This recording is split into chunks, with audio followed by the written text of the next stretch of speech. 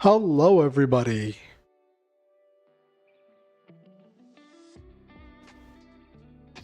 Hello, hello, hello.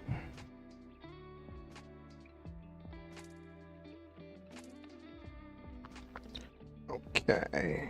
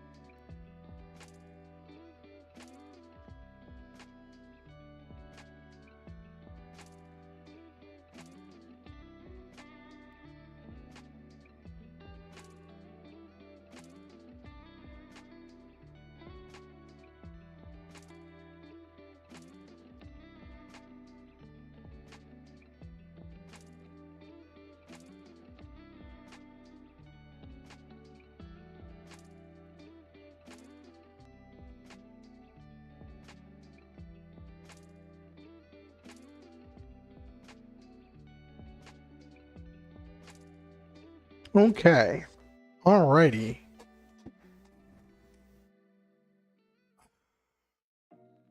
Hello, Noel Main. How are you doing? How's work been going? How's the stuff with the... You're doing the game design stuff, right? Trying to remember. Sorry. It's been a interesting weekend.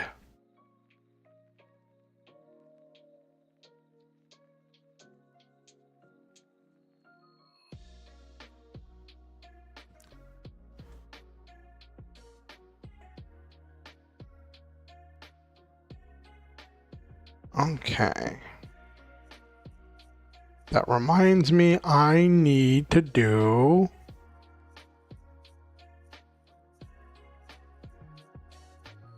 something real quick.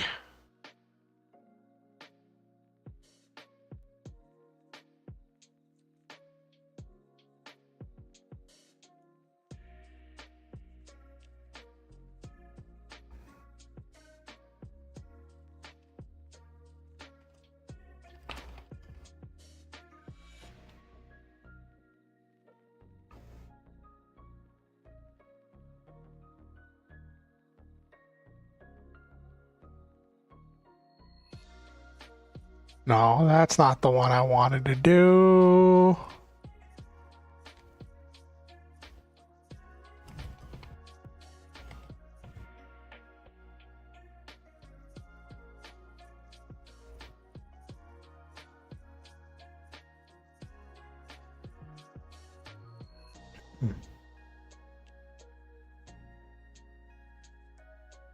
Okay.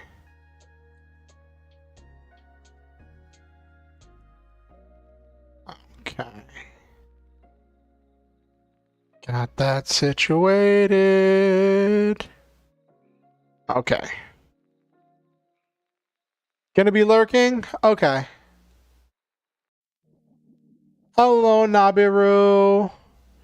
The internship is being quite hard, but once I get things on track, I think it'll be better. That's good. I'm glad that you're doing fine, Noel Main. Okay. That was not the button I wanted. That was the button I wanted. To do that, to do that, to do that, to do that. And then that. Okay, cool. Awesome. Outstanding. And then last but not least, I am such an absolute mess. So like, I made food, right? And one thing about having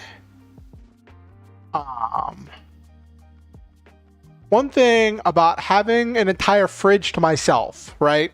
And containers to store food in, is I can make food in big batches and put leftovers in the fridge. I don't have a microwave, so I have to get creative with heating things back up, but like I can cook things and keep them in the fridge, which is nice.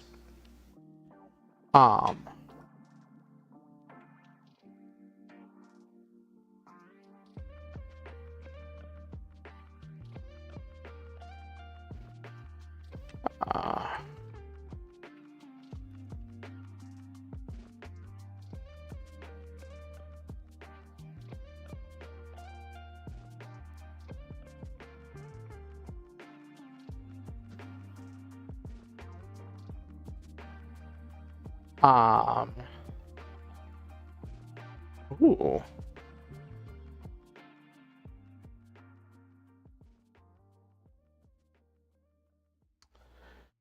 But yeah, so I've been able to cook stuff in big batches and have stuff to eat over multiple days, and it's made things a lot easier for me.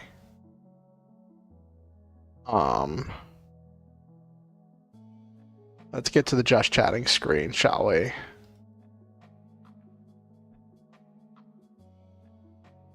All right, let me get in position where my camera can actually see me.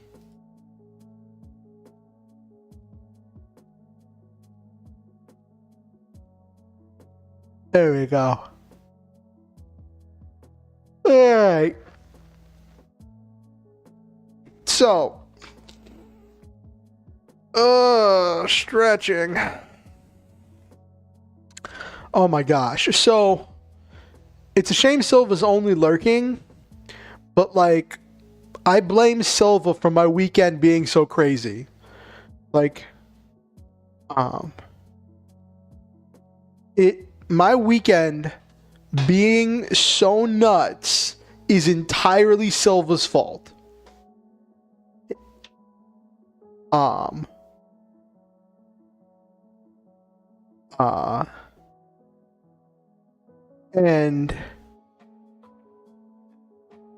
And yeah, but Silva's not here, so I can talk about it. Well, Silva's only lurking, so I can say whatever I want with no repercussions. So Saturday was kind of just a regular day, right? I meant to do some note taking and stuff to prep for my Lancer game, which I still have to figure out some stuff for my Lancer game. But like, I was just, I had time to do stuff. I was going to work on that after I was done hanging out with Silva or whatever. And then Silva started putting a bug in my ear. Silva was like, hey, when we watch anime together on Saturday, can we watch Kaiju number 8? I'm like, what's Kaiju number 8? So, and what Silva told me, let me see if I can read the actual message Silva told me. It was really funny. Let me find the actual message.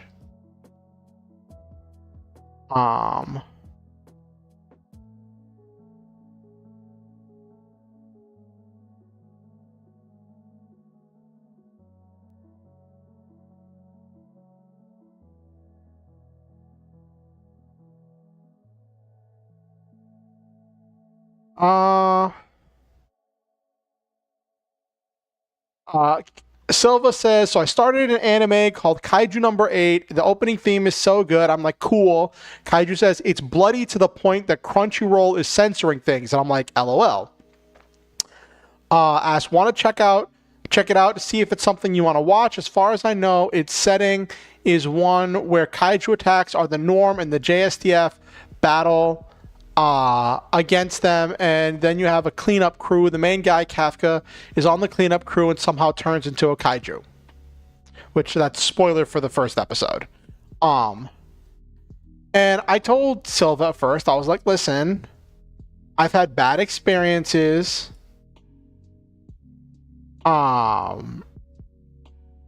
Like I still have the experiential trauma of trying to watch Terraformars on Crunchyroll, where you couldn't see half the screen due to censoring. And I'm like, I don't like, because that was the thing Silva told me about, was the censoring. So I was like, I don't know if I want to deal with that, right? And then when I talked to Silva, Silva was like, well, it's only this one part when he's dealing with the intestines and this, that, and the other. And so we actually just watched the first episode. Thought it was pretty good. We watched it dubbed. We're watching it dubbed. And the dub is really good. I like the dubbed. I like watching dubbed and supporting dubs wherever I can.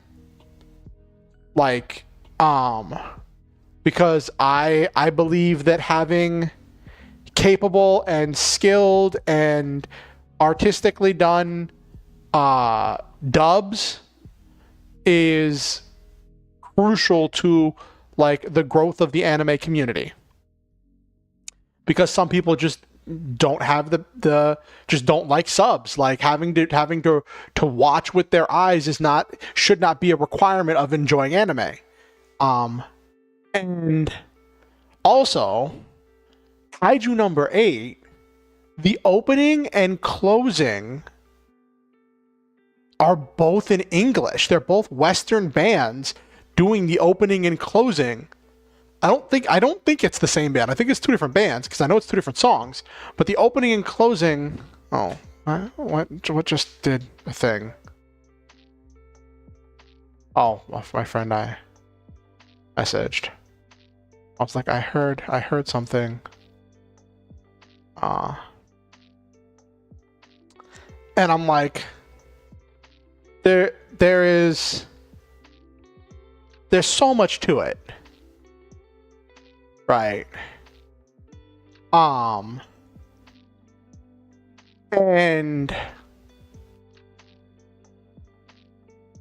I watched the first episode. I was like, okay, all right, this seems pretty cool. And it's actually, I'll get in more of it later. So then we watched the second episode, because the second episode came out on Saturday, because the new episodes come out on Saturdays. So we watched the second episode together. And I was like, this is really cool. I want more of this. And I asked Silva, I'm like, is this like a light novel or a manga? Because I can't really do light novels, right? And Silva's like, oh, it's a manga. So I'm like, oh, okay. Let me poke around for it, right?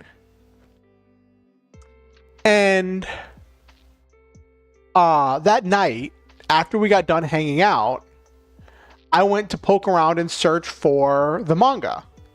And it's funny, I went to a site that you recommended to me, Nabaru. You recommended a manga site to me in the past for finding manga. And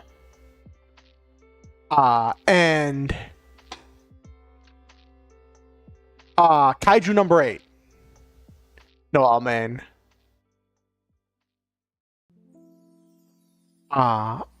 And so I went to this site to read the manga, and I got sucked in. I got instantly sucked in to the world, to the story, to the characters. And see, when I read it on the website, I went to see if it's completed, right? And it is really cool. And on the website I was looking at, it had one thing where it said completed and one thing where it said ongoing, and I didn't know which it was, but I'm like, well, the thing that says ongoing and the thing that says completed is below that says ongoing, so I presumed that it was completed. Yeah. Hello, Tribar. Hello. Yeah, I ran into that issue, Nabiru. So I got sucked into it, to reading Kaiju number 8. And I marathoned it. And I'm like, this is so good.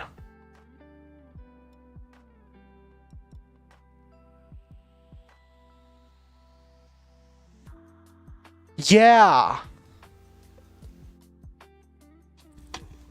So I'm like, okay, there's 105 chapters, right? So I'm reading, and I'm reading. There's some parts of the story that I don't get. Or I'm like, that jumping from that to that's kind of a decision, or having that happen off screen is kind of a decision. You know, whatever. Sure, okay, cool. And they're up to chapter 105, which came out like a little over a week ago. And I didn't realize that chapter 105 came out a little over a week ago. And I'm on like, okay, I know there's 105 chapters. I'm on like chapter 90. And I'm like, I was on like chapter 92. And I'm like, this story isn't done. I'm like, this, we're like leading into what might be the final battle, but like, it's just starting.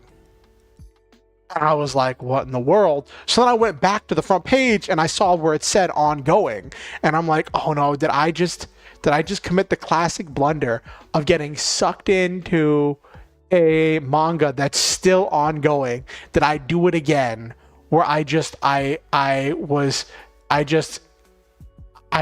of fell in love with a manga that is ongoing, so now I have to wait for the new chapters to come out? So now the thing is, when I was reading at a breakneck pace, right? Because I wanted to know what happened next. I got to chapter 105. I will admit, this manga, Kaiju number 8, there were points in that manga where I cried. There was a point where I legitimately started tearing up when I was reading it, right? There was a point very shortly after that where I cheered. And I was like, yes, let's go. And it played with my heartstrings, and like some people say it's a simple manga. I'm like, it does the shonen trope really well. It knows what it is. So I was like, okay, that's cool. That's cool. And then I was going back and like, since I'd caught up, right? I'm like, let me go back and reread some of the previous chapters.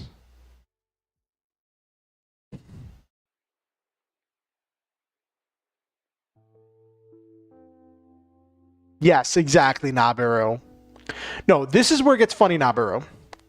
So I'm like, let me go back and reread previous chapters to like relive some of my favorite parts, or like see if there were more details and pick up on more things where I'm not reading at a breakneck pace, right? Now, when I had been reading the manga, right, I would get to the bottom of the manga and I would press the arrow to move forward to the next chapter, right? I was not looking at the chapter numbers. Then, when I actually went back to go reread specific chapters, I looked at the chapter numbers. And I'm like, this seems weird. And I was watching some videos on YouTube that were like fan theories or whatever. And someone's like, because of this, that, and I'm like, I don't remember seeing that panel whatsoever, and I've caught up. And I went into the comments. The person's like, "Oh, it's in chapter 66." I went to chapters, and they're like, it happens here at this point in chapter 66." And I'm like, "That's the end of the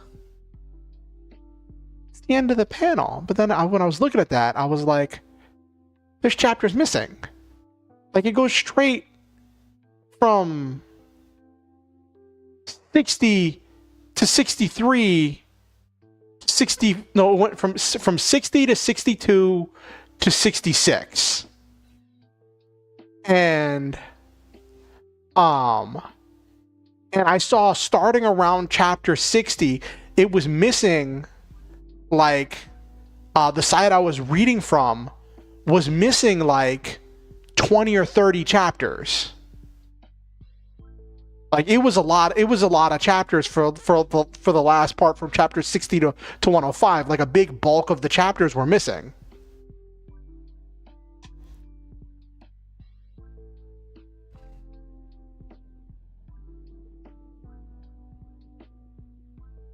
Yeah, translation sites be like, exactly, Tribar. And so I was like, hold on. So I went and I looked and I saw that the skipping chapters started about chapter 60. So I found another site. The problem was that site had a ton of ads, but it had all the chapters. It had a metric ton of ads. So I had to open it in a different browser that had an ad blocker in it, right? In order to be able to read the chapters. So then I reread from chapter 60 to chapter 105. So that was like my Saturday night into Sunday through Sunday. And then So I reread from 60 to 105, and all of a sudden, a lot of those things where I was like, well, that was a choice. I guess, I guess having that off screen makes a choice, or it was a choice or whatever. Find out, no, it wasn't off screen. The thing I was reading just skipped that chapter. And a lot of the story made a lot more sense. It made a lot more sense. It was a lot more enjoyable.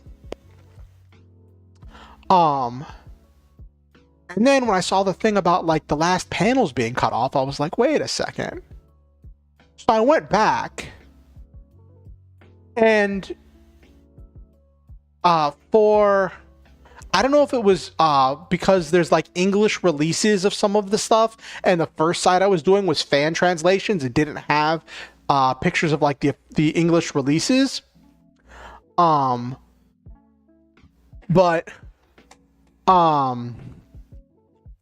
I found another site that had the full thing with like the author notes at the end of each chapter, right?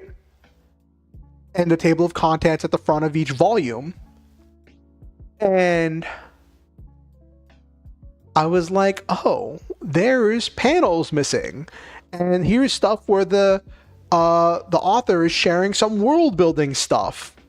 In the end between one chapter and the next. So I went back and then I reread the whole thing from chapter 1 up to chapter 60. I kept going to make sure there wasn't anything else I'd missed. So I think I got up to like 75 or 80. So like I have essentially read almost the entire manga twice over the course of one weekend.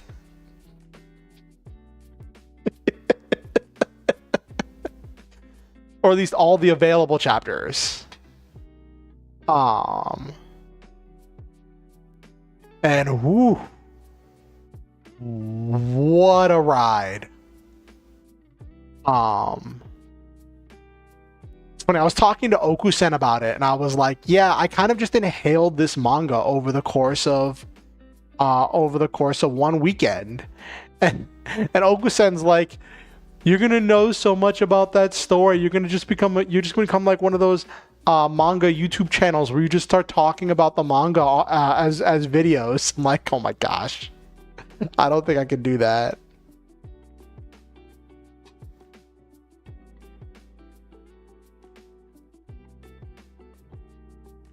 Yeah, I have a few mangas that I caught up to, and then I just like having to check every day was just exhausting, and I don't know how often they crank out new chapters, and then with the stuff being new have to wait for the fan translations and all of that stuff. So it's a whole thing, right? um and like what kills me, well, not kills, but like what bugs, one of the things that just really frustrates me, um chapter 105, the most recent chapter, is in the middle of what very well may be the final battle of the series. And the BBEG has finally shown his face, and main character is squaring off with the BBEG, and they are both demonstrating their abilities, and it is like epic, and it's like it's in the middle of the fight, and beginning of the fight, and I'm like, it's middle of the beginning of the fight, you know what I mean?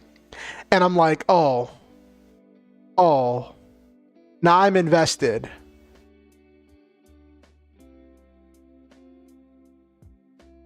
Yeah, and I might have to read it a third time, Nabiru.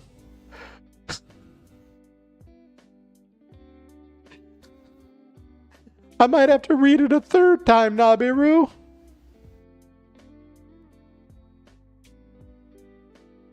There was one thing about the story that bugged me, like one detail that really bugged me. And I'm not going to talk about it because it's a spoiler. And it's funny, I was talking to Okusen about it, and Okusen was like, yeah, you can share spoilers with me. So I was like, here is this one detail that really bugged me. But it was really funny because as soon as I actually said it, or typed it, or whatever, as soon as I actually got it out that it was something that bugged me, and I actually thought about it, I realized why it bugged me, but I also realized why the author made that decision. And it was kind of funny. It was just one of those moments where, like, it just really bugged me until I actually started talking about it. And then I was like, oh, wait, I see why the author did that. Or, like, I can see where that made sense. But it didn't click in my head until I started talking to somebody about it, which is really funny. That's that rubber duck programming thing, right?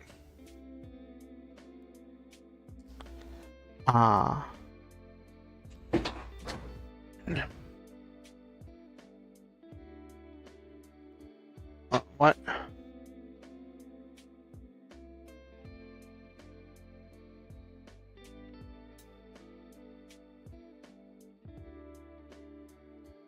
Let me check something real quick.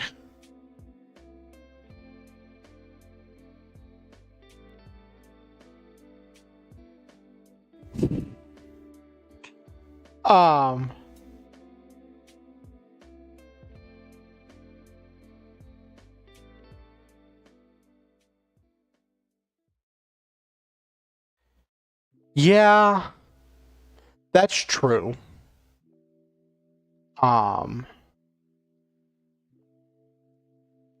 Like, and it's a thing where, like, the manga is ongoing. There is so much stuff in the manga, right? And the anime just aired episode 2 that I think is like up to like chapter 2 or 3. So I'm like, standard 12 episode. If it's gonna be a standard 12 episode anime, it's probably only gonna cover like like maybe up to chapter 20 if we're lucky. Which I'm gonna be sad. I saw someone in one of the comments on one of the videos somebody made detailing character stuff, because people have made content around it, and they're like, oh, I can't wait to see such and such fight get animated. And I'm like, bruh, what do you mean? There's no way they're getting to that fight in the first season. If they do, they have to like play hopscotch and skip over all the character development.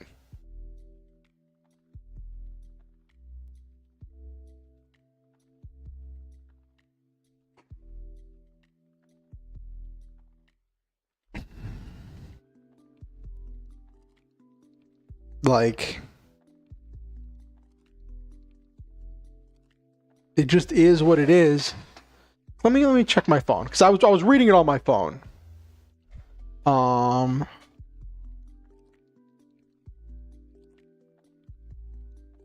my gosh. Noelle, man, that sounds horrifying.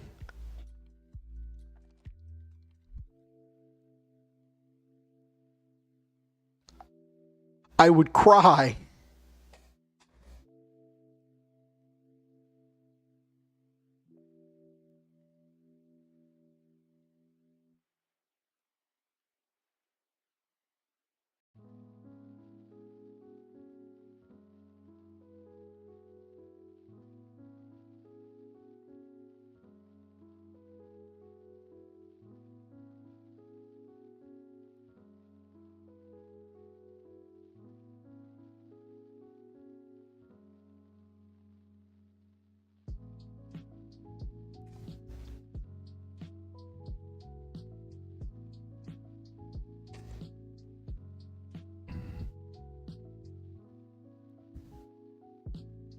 Yeah, so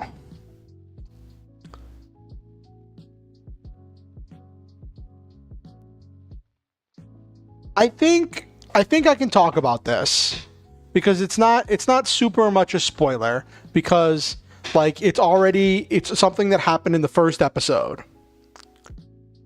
They're not like changing things in the anime as much as they are embellishing things. They are adding in details. They're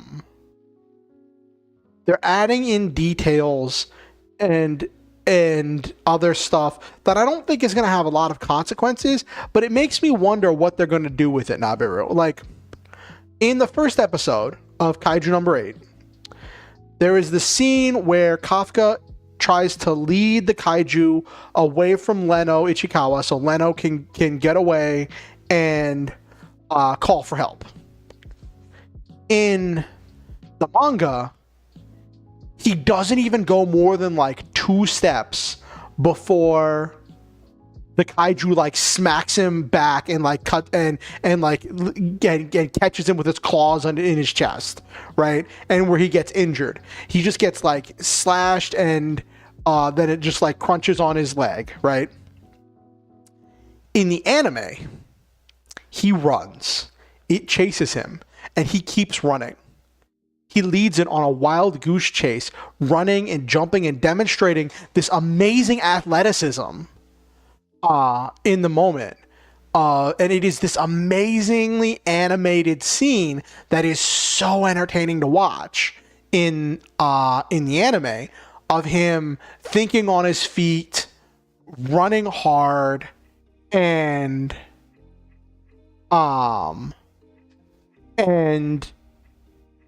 like just doing all kinds of moves, and demonstrating that this is a guy who does physical labor every day, who once dreamed in the Japanese Kaiju Defense Force. You know, when they finally adapted Tower of God to an anime, I got my soul crushed. They blasted through the story. It skipped so much content, context, character development, and build-ups. Oh, that hurts my soul, Noelle, man. But like, so they really emphasized a lot of stuff, and they made that into an entire sequence that made Kafka look really cool. It made Kafka look really, really cool when that happened. And that was a thing that wasn't in the manga, but I was okay with it. Now, obviously, when I first saw it, I hadn't read the manga yet, so of course I was okay with it. And I don't know if I had read the manga and then I saw it, if I would have been like, that wasn't in the manga. But like, yeah, it was a thing. And then there is this other scene in episode 2, the episode that just aired. Spoiler alert for anyone who hasn't seen episode 2 yet. that I don't think happened in the manga. I have to go back and reread, but in episode 2, oh yeah, it's rough, Noel, man. I mean Nabiru. In episode 2, after Kafka saves the little girl and her mom from the monster, from the kaiju, and the kaiju defense forces show up and find the remains of the kaiju that he blew apart. All right, Tribar. Good night. I hope you feel better. I want you to know, Tribar, that I think that you are amazing.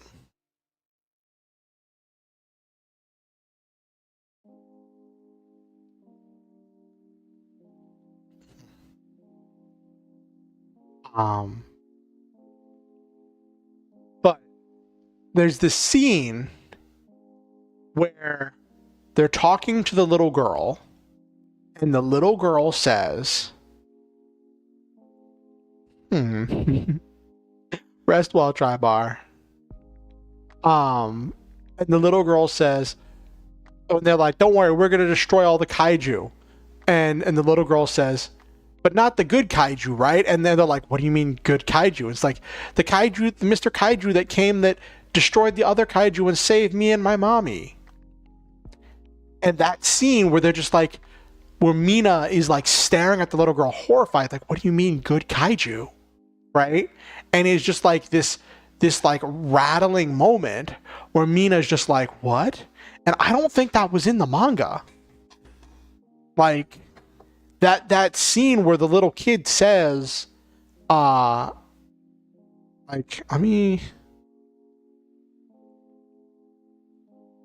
check chapter 2. I'm going to get to the actual writing in a little bit.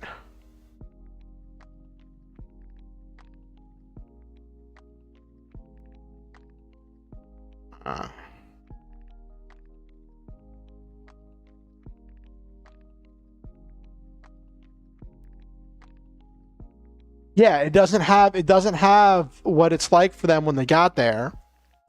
It just skips right past that scene. It doesn't even have a scene of what the Defense Force found when they got there. It just skips right past it in the manga. So having the actual scene where they get to see them doing that,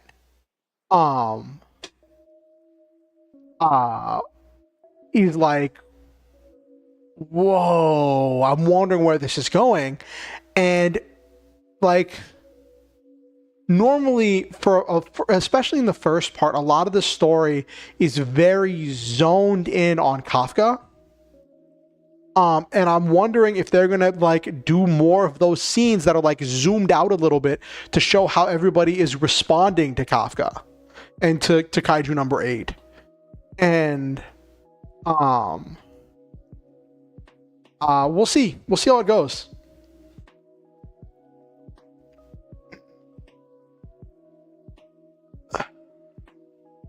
All right.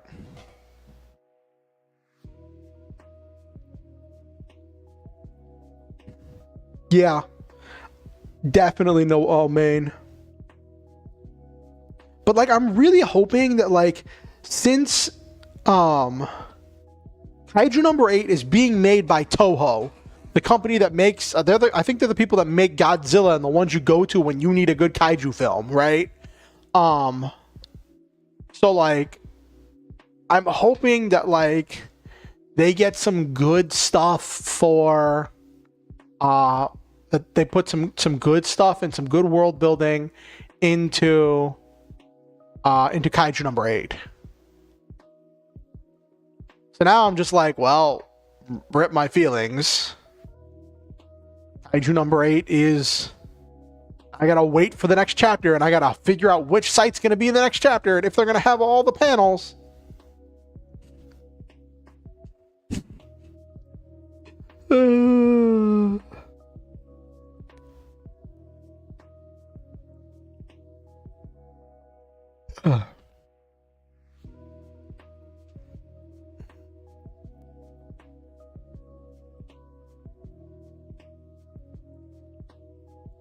my dream, I guess, would be to be able to like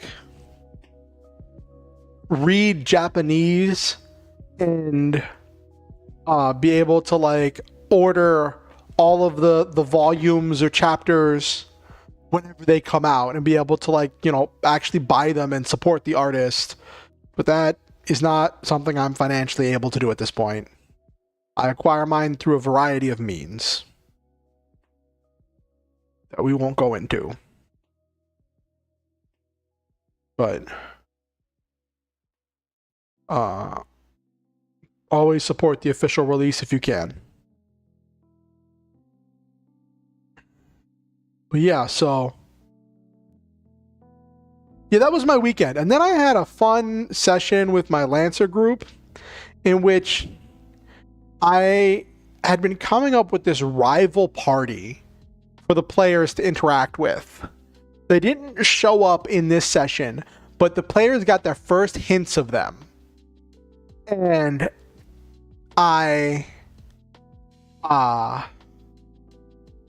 hello, Jesus. Good to see you. Good to see you. Good to see you. Good to see you. Good to see you. So my Lancer game, which ended up starting late because I was so busy reading Kaiju number 8 that I didn't do all my prep work in time.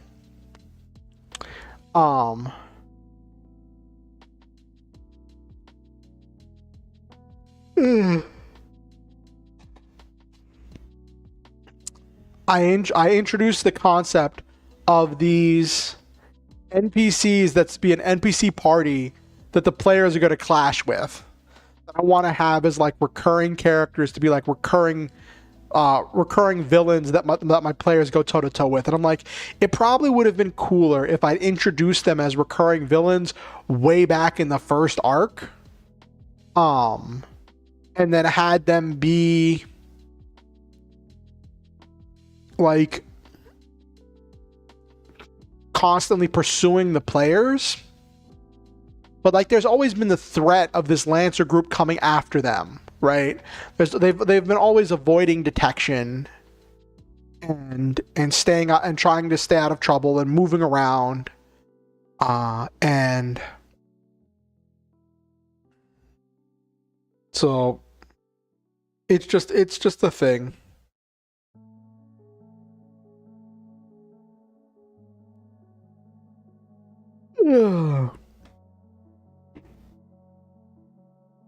I had to stretch my shoulders for a second. But it's funny because I got to explore a lot of ideas.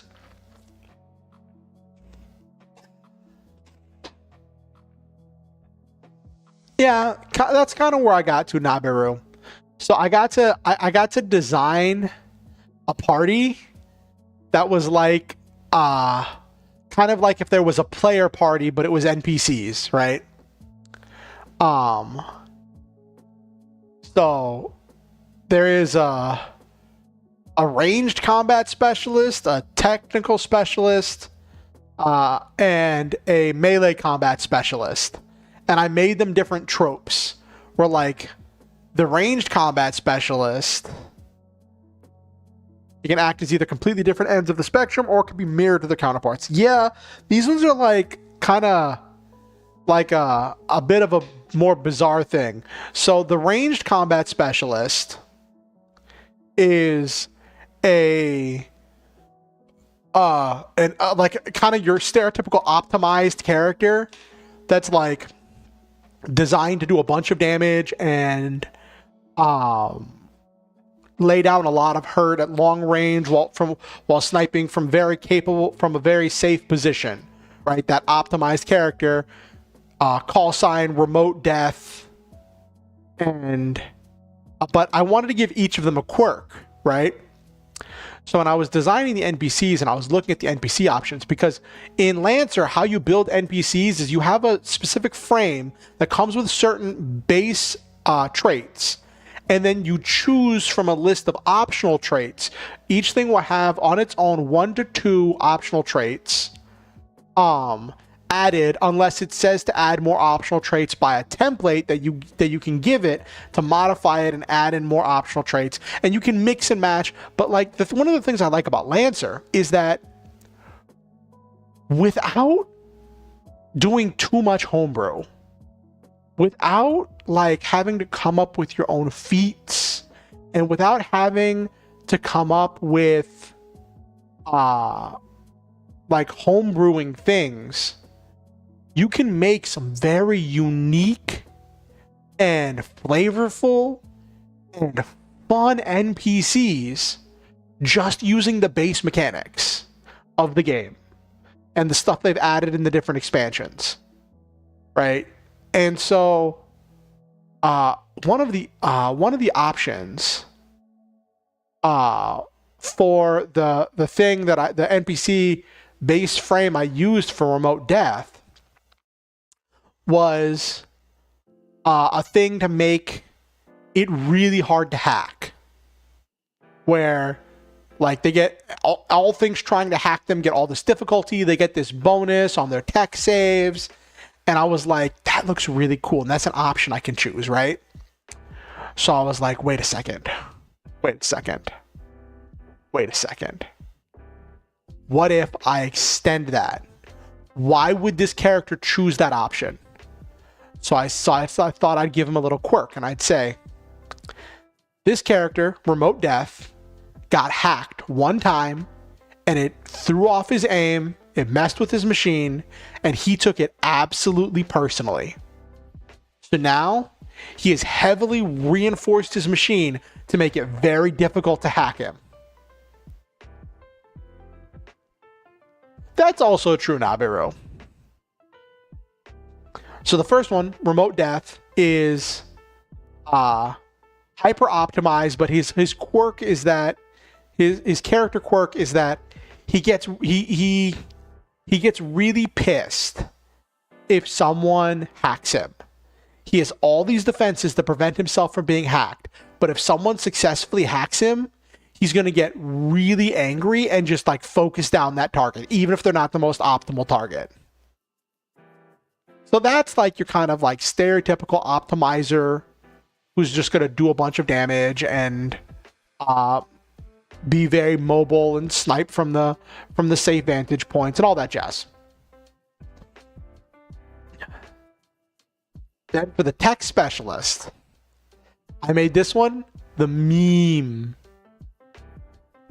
Her call sign is hot dog, and she specializes in hacking enemy systems to make them overheat. And she finds it funny when enemy machines are struggling with heat problems. She is a complete loose cannon, and she just loves to meme and have fun. And I'm like, that'll be the fun character. And her quirk is that if she gets bored, she will hack her allies. Like she has her thing set so she can hack allies even if they're marked as friendly on her sensors. So if she gets bored, she'll just hack her allies for fun, because she finds other people struggling to be funny. And because of the heat, she's hot dog. And what's funny is her mech is like essentially oversized power armor, because it's size 1/2. So it's not the size of a full-size mech. It's like oversized, bulky power armor, which is really funny. I was trying to find an image for her that would be like someone in one of those hot dog suits, except have it be like power armor or cyberpunky, but I couldn't find it. And I don't have the skill to draw it, so I just went with a different art that worked. That looked a bit more realistic, but just had a large cylindrical thing strapped to her back. That's like what she uses for hacking, and I'm like, that's her hot dog. And the one that I am most proud of, the melee specialist. Call sign, Infinite Edge. He is a complete edgelord. He is the definition.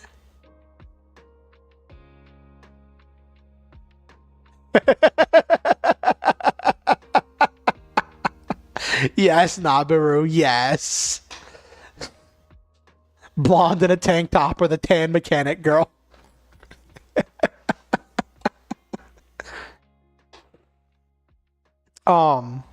Infinite Edge is the embodiment of that that meme that's like, when you did this, I studied the blade.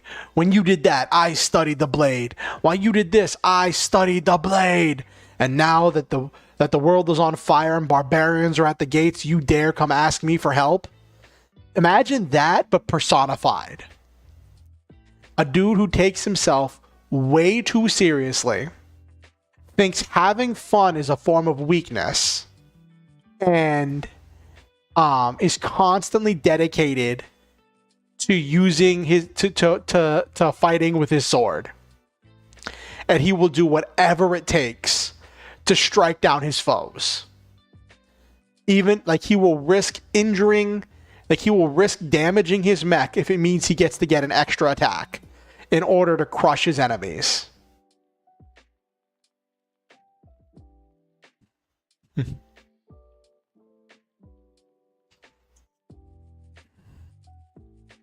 Which I think that's funny because it kind of mirrors the player party where you have a melee specialist that's about locking down the enemy.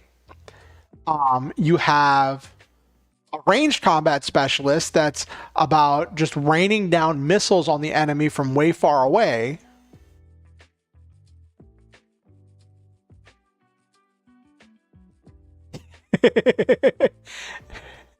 Annoying remote death and Infinite Edge. Yes. Infinite Edge cannot stand Hot Dog. And so you got Remote Death, who's like your standard optimized character. Hot Dog, who just loves to meme. And Infinite Edge, the person who takes himself way too seriously and thinks he's the main character. Comes up with special names for his different sword techniques.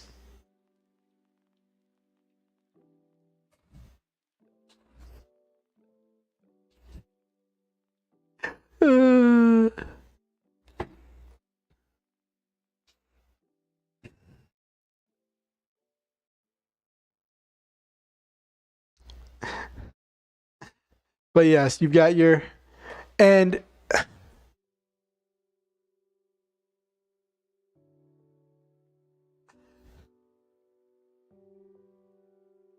Yeah.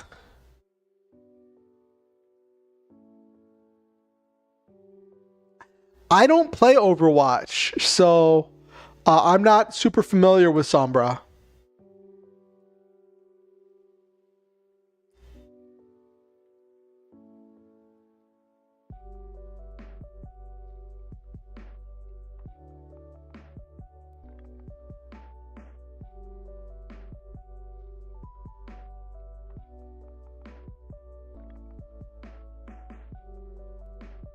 Trolling and hacking, sure thing.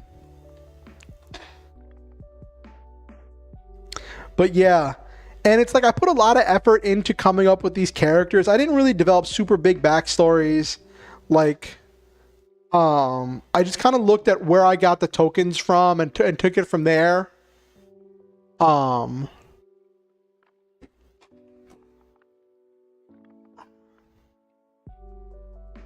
Remote Death used to be an agent of this Supercorp SSC, but then he made deals with another secret cabal of tech wizards in order to make sure his machine would never be hacked again. Infinite Edge comes from this area of space called the Kraken Trade Baronies, where he is. He believes in his own chivalry and honor, and he takes his family heritage very seriously, and is very much believes that he is descended of a long line of swordsmen who have this great destiny, I guess. And Hot Dog just kind of built her mech because she's just a troll, and she just built her mech to troll people.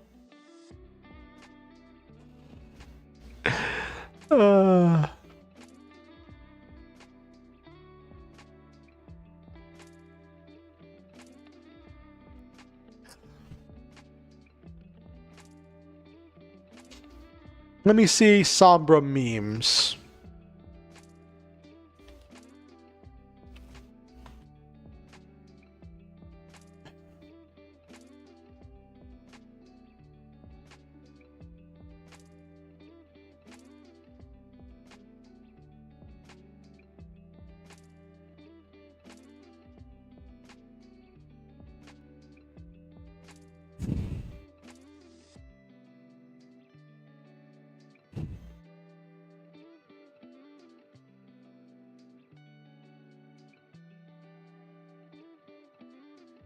What is this? Not seeing any cool... I guess there's some stuff. I just don't understand a lot of it.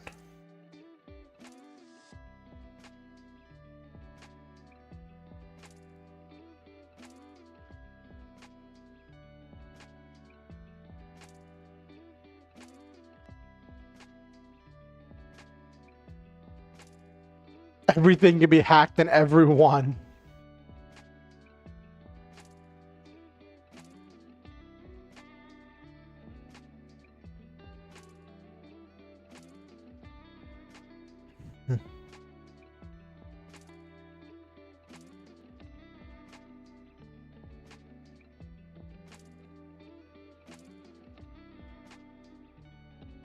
Oh, goodness.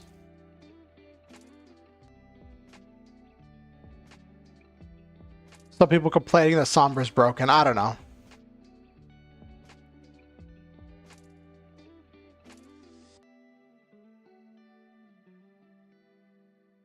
Okay, I think I got an idea. Just hacking, trolling.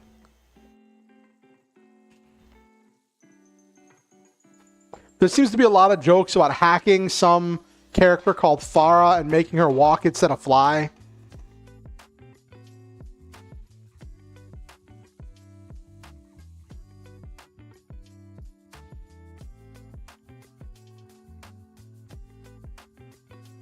That makes sense.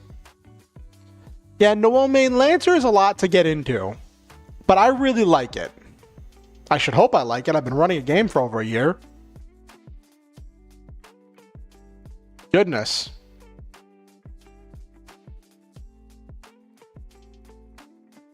Ah, I see.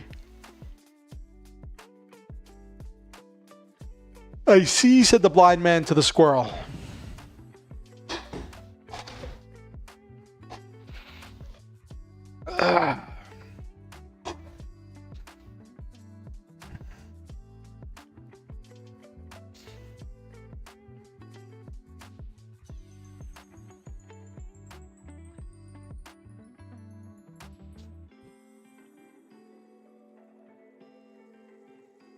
That's funny. I just checked to see if there's anything cool on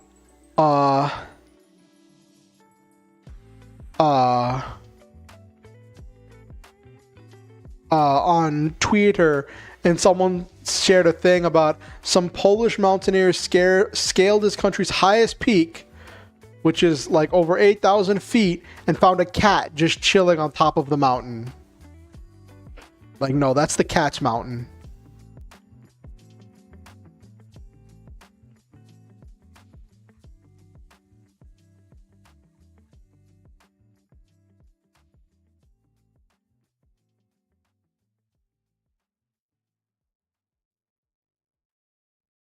Okay.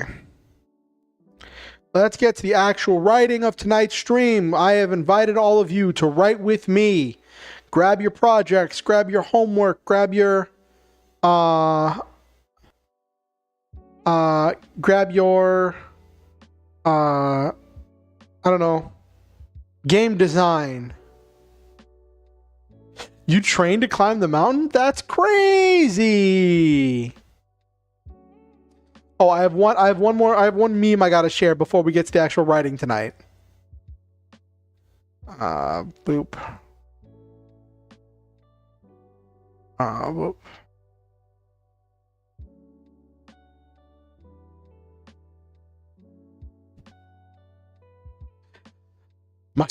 Got old guy meeting young man. So my daughter tells me you're a mecha fan. Yes, I particularly love Darling in the Franxx. I haven't watched stuff like Evangelion or Gundam because it's old. You have 10 seconds to get the bleep out of my house. I saw one of the comments on this meme. Someone was like, we love super robots in this house. I'd be like, we love classic mecha in this house.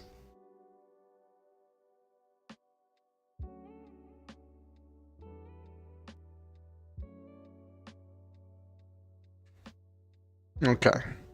So we're going to do something a little bit silly today. Because I have been doing a lot of writing streams, and I might be doing some more writing streams in the future. I'm going to wear a different costume today. I am going to wear a different costume today.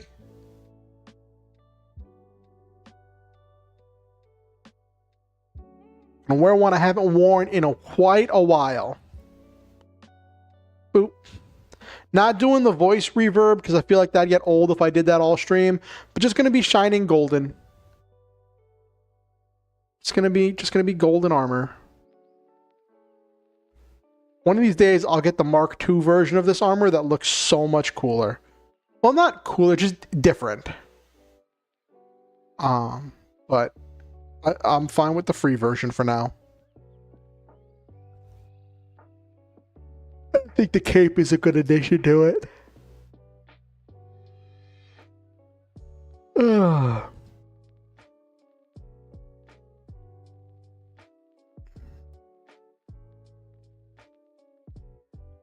That's weird. Hold on.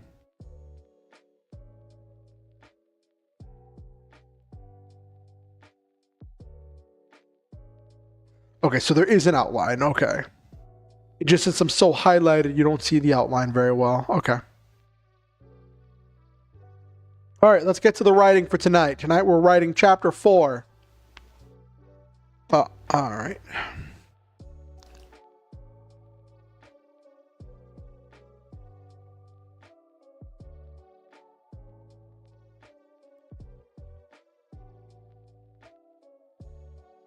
Why is this not? Hello?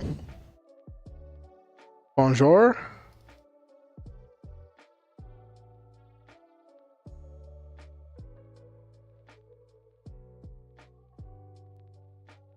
Like, senor?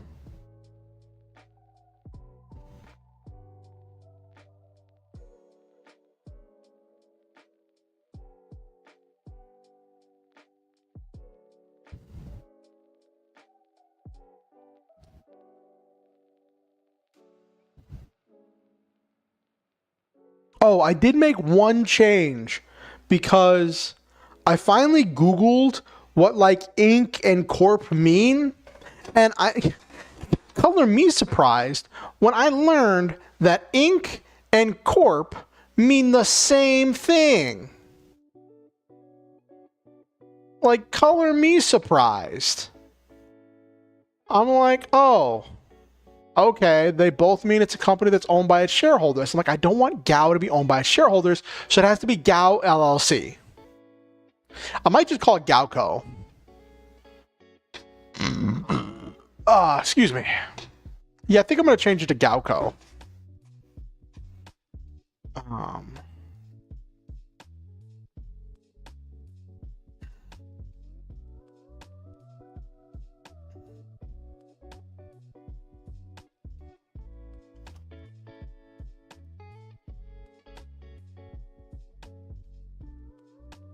Yeah, we'll do GAOCO. Then I'll do Control F.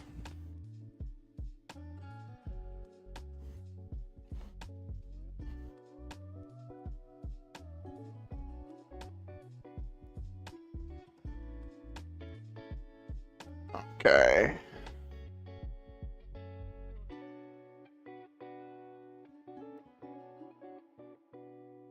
Oh, wait, hold up.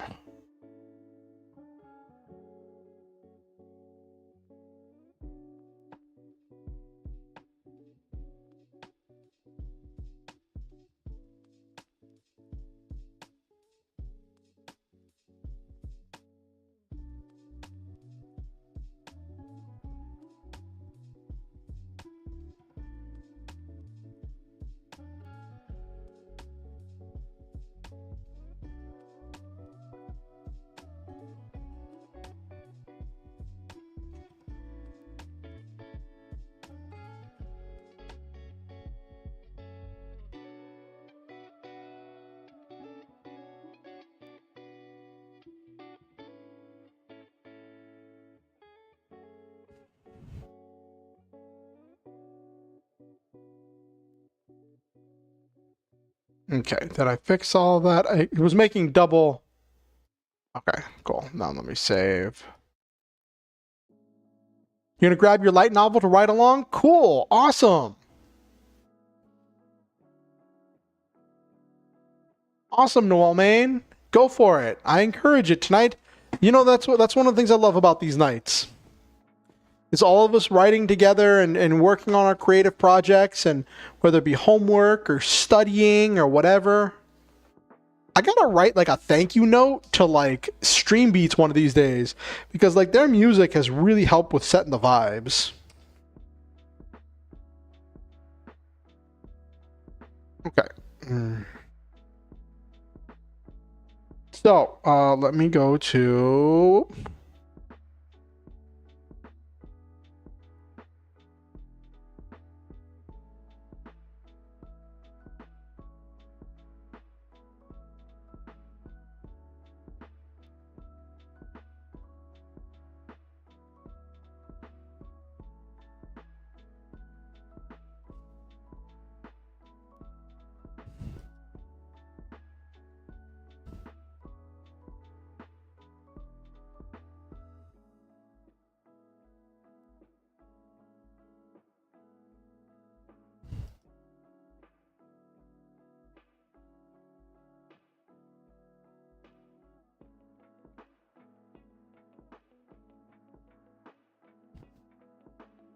Okay.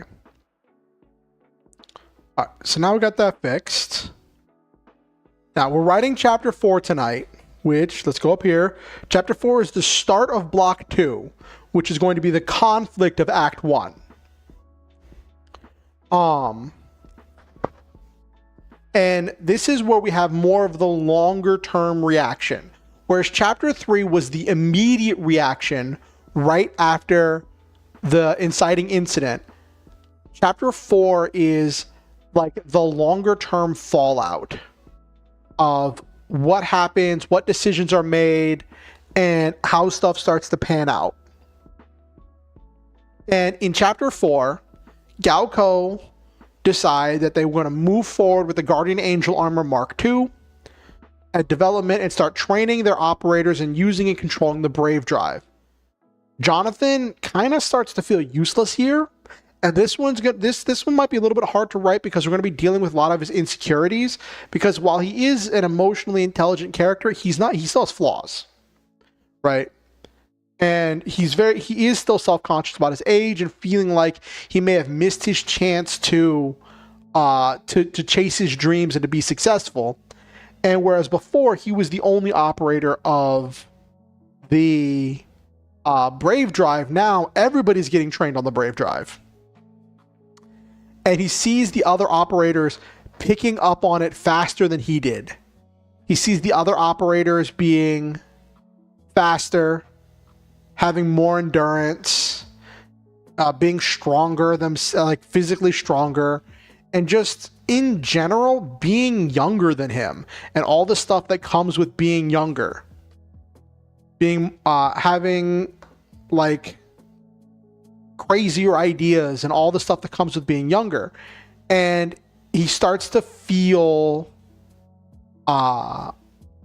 inadequate, and this kind of builds off of what happened in chapter 3.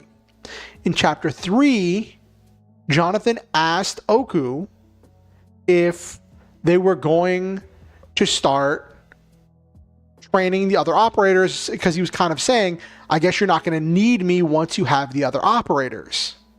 And Oku didn't pick up on him saying, oh, you're not going to need me. Oku was like, yeah, we're going to get other operators. We have to make sure that we can repeat your results. Like, of course, we're going to have to train other people. You can't be the only person using this armor if we're going to get any kind of results out of it. If you're the only person who can use this armor, it's never gonna be completed. But Oku missed the part where he was just being like, you don't need me anymore. But that's what we're working with. Alright, and whoop.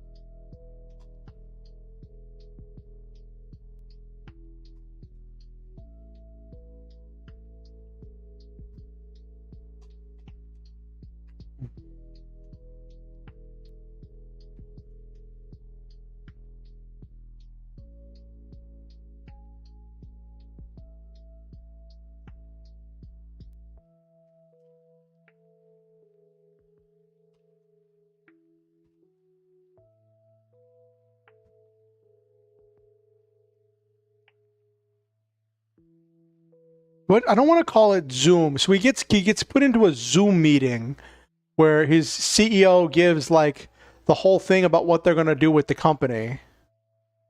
Um, but I don't want to call it Zoom. Noom.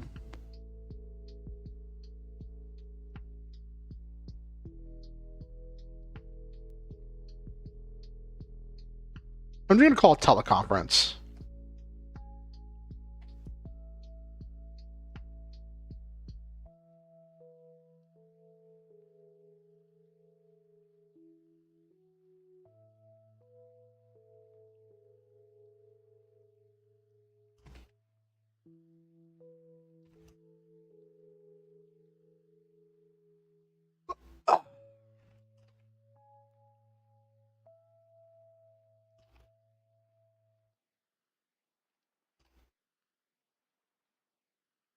I know I introduced Steve Works early. Oh, he was the one who approached in chapter 2.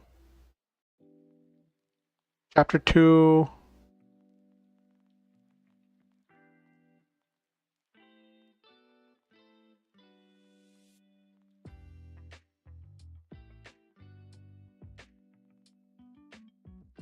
Okay, yeah.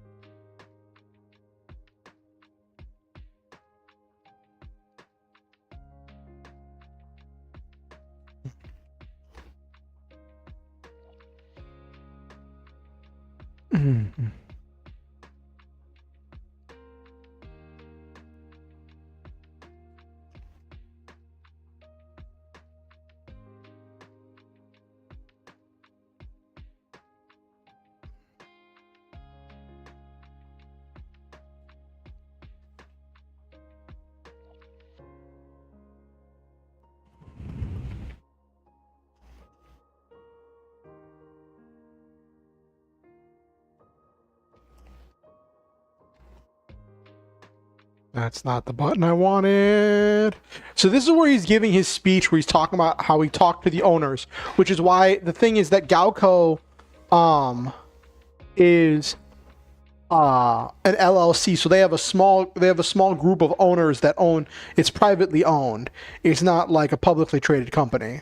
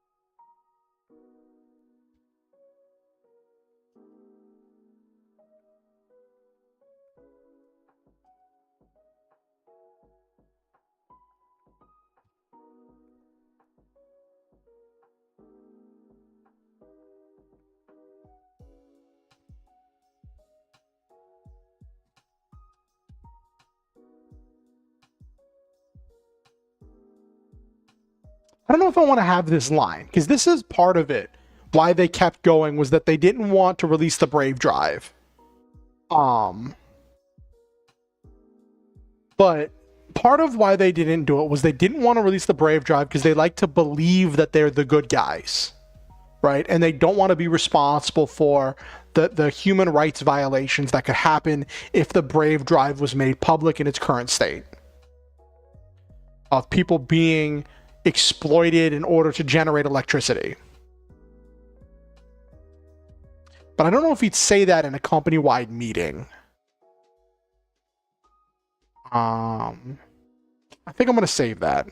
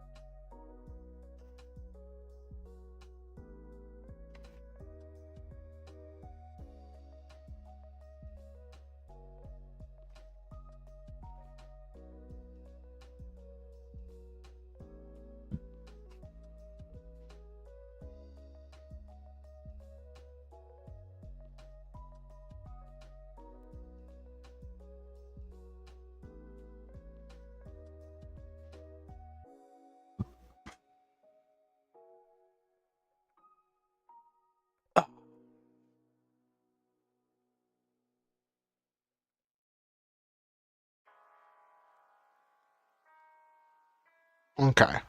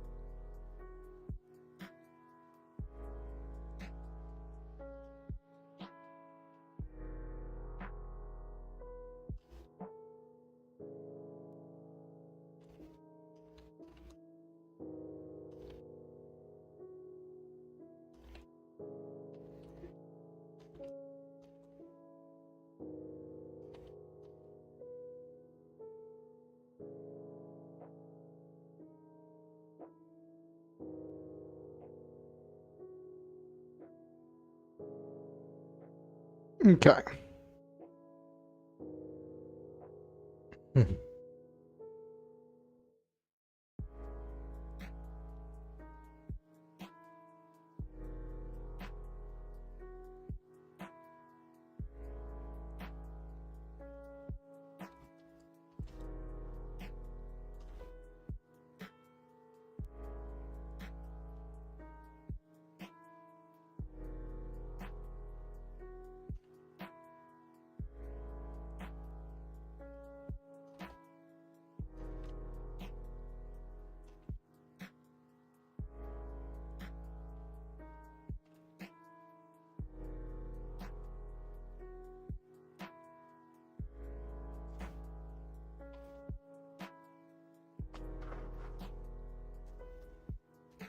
Mm-hmm.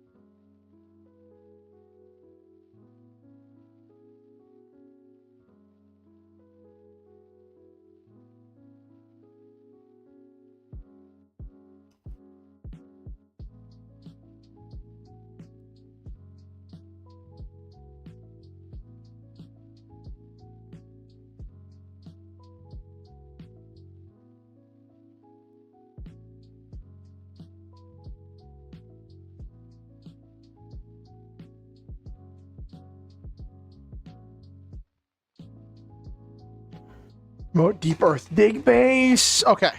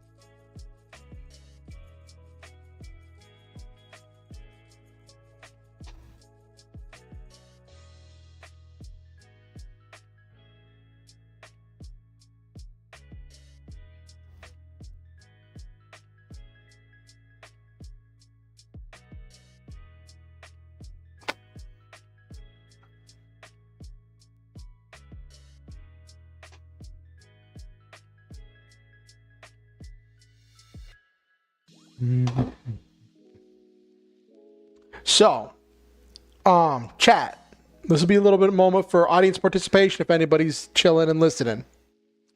In this part of the speech, the CEO was talking about what projects they're going to be able to keep working on, right? Now, this is a metallurgy research company. They research exotic and essentially like super science metals, new metals that can be used, new alloys and metals that can be used to do really astounding things. That is what they research at this company, right? And I need some ideas for projects that they're going to have to cancel because their servers got destroyed and they lost all the data on them. I've already been thinking about like essentially like a turn lead to gold, like a transmutation project would be one of the projects they cancel, but I don't know what else to say that they have to cancel. It doesn't super matter because it's not going to come up again. It's more of just a world building thing of just like, what kind of stuff would this kind of company be up to?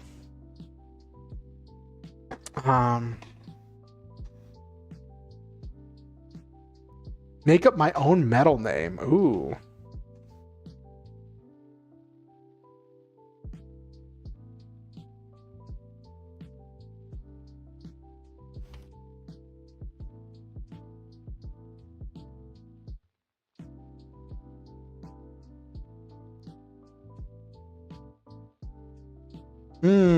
Okay.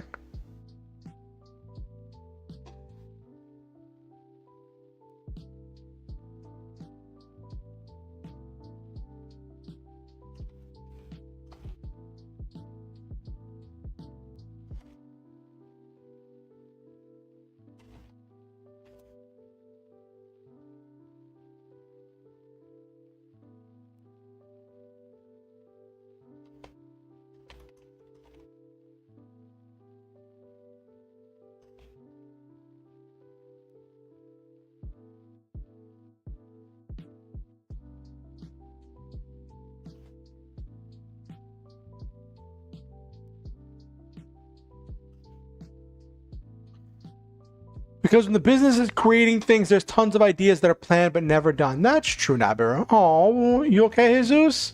Talking about being really exhausted? The escape room and stuff take a lot out of you? I'm sorry. I can't imagine dealing with all that with people.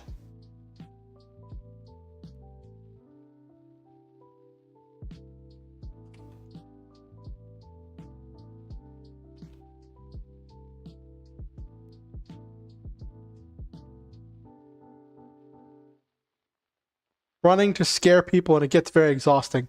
Oh, geez, I can't even imagine that.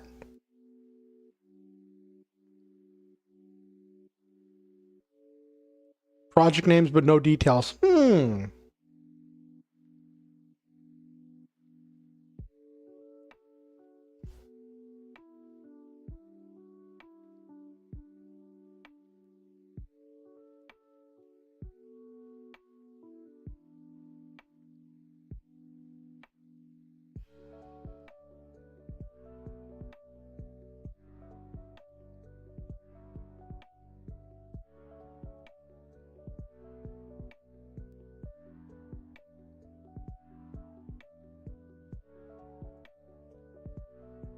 Usually cringy, corny names are what I use something in foreign languages.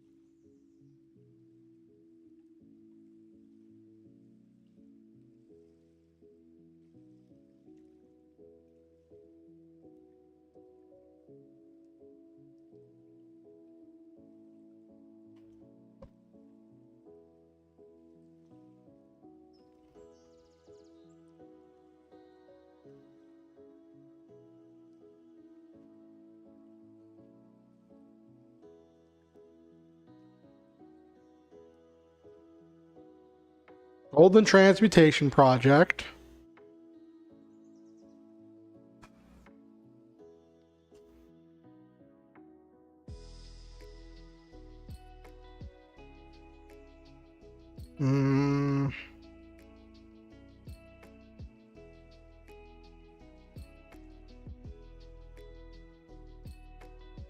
What else? What else? What else? What else?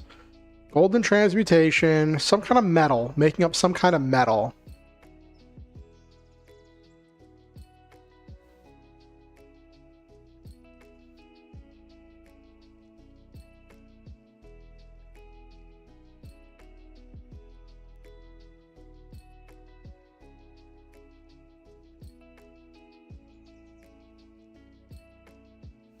Unobtainium, that was cringed. Just don't do unobtainium. Yes.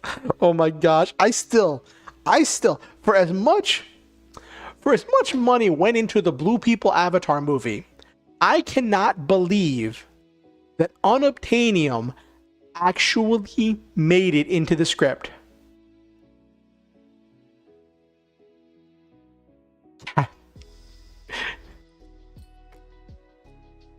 You have a good idea. You have a good idea, Nabiru.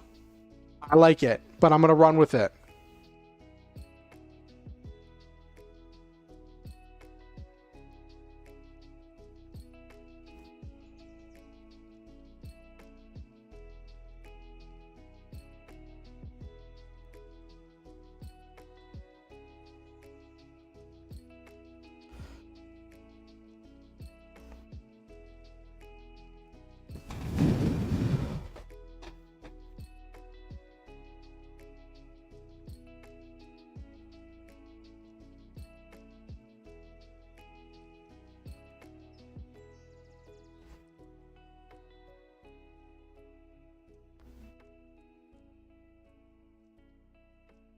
But the theater, yeah.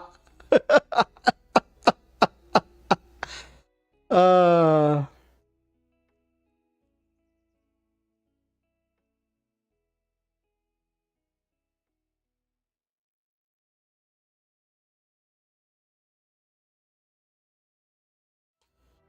Vibro steel, graviton lead.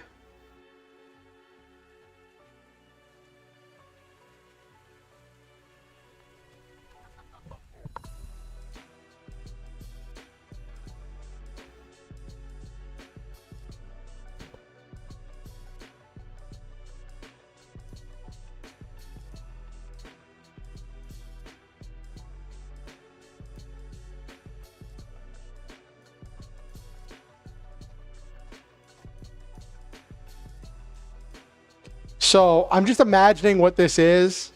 Golden transmutation was being able to turn things be able to turn things into gold, to alter their chemical structure, to turn them into to alter their chemical structure. Vibro steel was to make a steel that would vibrate and could be used for cutting tools. Graviton lead was to make lead that exuded its own gravitational force, enhanced gravitational force. And the biometal project was to produce metal that they could grow, like an organism, where they could like put protein in one end and have metal come out the other.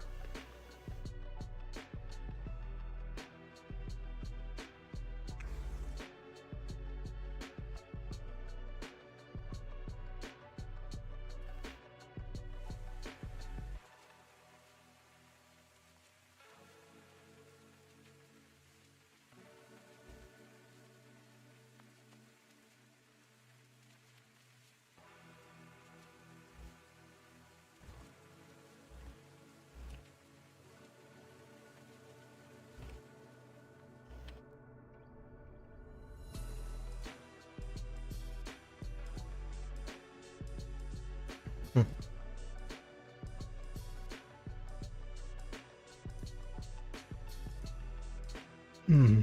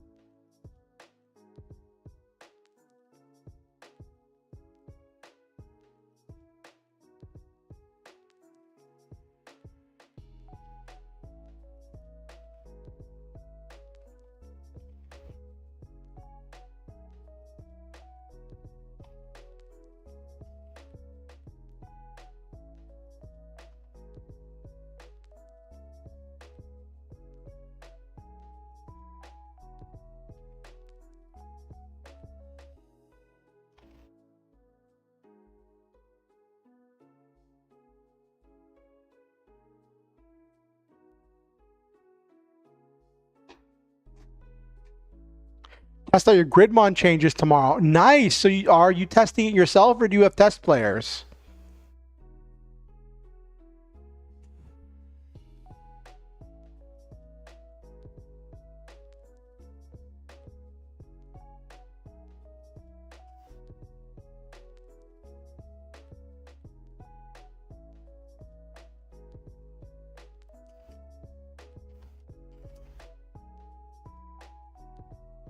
You have test players? Nice!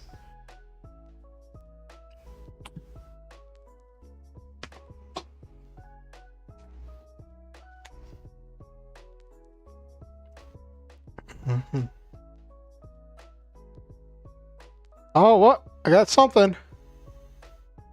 Francois, thank you for the raid. Welcome, everybody. Welcome in, Raiders. I am Oriansenshi. Hello, Francois. I am Oriansenshi. I am a variety mech pilot vtuber. Oh, you're dropping people and then heading to bed? Welcome back, Noel Main. Well, it's good to see you, all Raiders. Welcome in.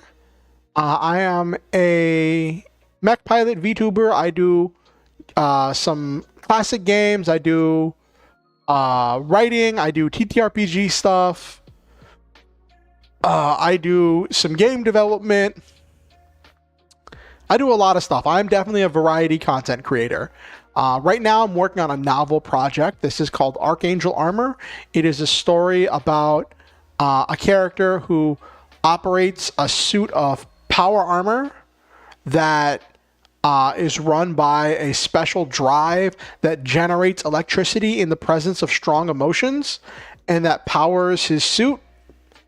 And it the story deals with him gaining more mastery of his emotions through difficult times, and something like that, Blake Aviva.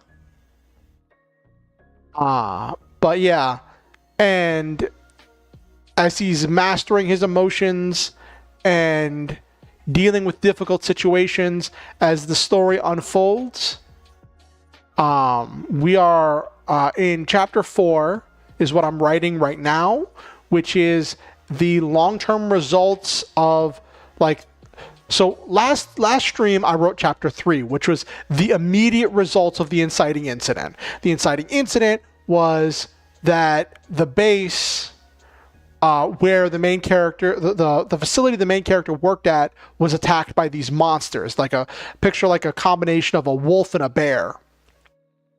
And they were massive and tearing through things and causing all this destruction. And the main character got beat up real bad.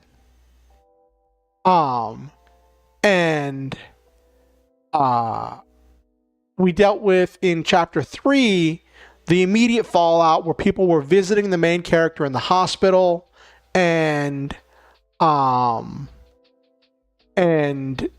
getting some like knowing what happened immediately after. And now we're in chapter 4 and we're starting with waiting for Super Saiyan power armor. He gets kind of, so one of the things about the stories I like to tell is I like to start with like a very like grounded premise, and then gradually over the course of the story let it get more and more ridiculous. I know it's silly, I know it's tropey, but I just like those kinds of stories. And by the end of, I've outlined the entire novel, and by the end of the story, it is going to be so ridiculous. Main character is literally going to be using the power of hope to fight at extreme levels against a giant monster that's powered by the entire planet's fear.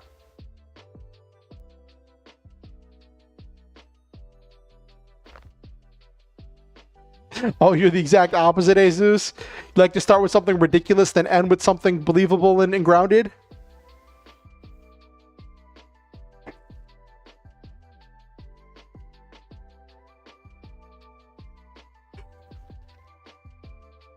But one thing for Raiders and anyone who might be just joining, if you're watching on YouTube, I do ask that you like the stream. It helps the algorithm with pushing it out and getting it to more people. I always like having more people coming into the stream, at least whenever they want to play nice and be respectful. But This is as it says in the title, a Write With Me stream. Oh, thank you, Blake. This is a Write With Me stream in which I invite all of you, the viewers on Twitch, on YouTube, to grab something to write, whether it be opening up a Word document or grabbing a notepad, whether it be working on homework, working on a novel, a poem, a short story, working on some kind of a game development. Just grab something to write. And I invite all of you to do that, to listen to the lo-fi music with me. This is a Stream Beats playlist. Stream Beats lo-fi playlist is what I have going on right now. And I invite you all to grab something creative, something to write. And you could tell me in the chat what you're writing on. I like to describe what I'm writing and why I'm oh, you're at work? What are you doing at work, Blake? I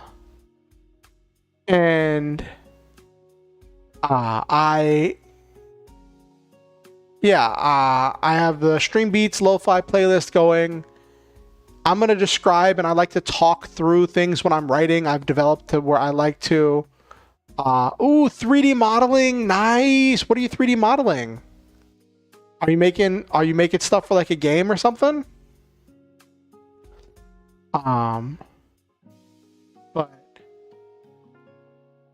if you're working on something creative, I guess art, you can do art stuff, like whatever is like motivating you to do.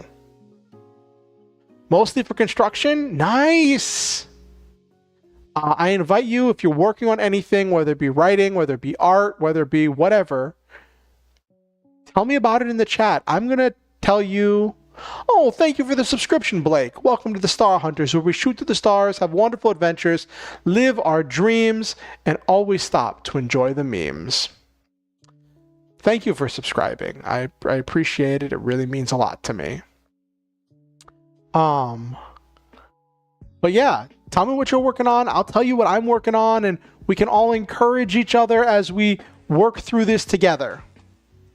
So what's happening here is main character is still in the hospital, but he is watching on a laptop they brought him a conference, a big conference call. I didn't come up with a silly name for their program. I wanted to use like some combination of Zoom and Skype, but he's just in a teleconference and he is watching everybody react as the CEO is talking about, well, our base got hit, our server room got demolished, and these are all the projects that we are going to that we're going to have to cancel, but we're going to be, and he's at the point where he's about to say that we're restructuring and putting all of those personnel from those projects onto this other project in order to try to speed up and improve development and maybe see if we can incorporate some elements of those other projects into this other project. So that's where we're at right now.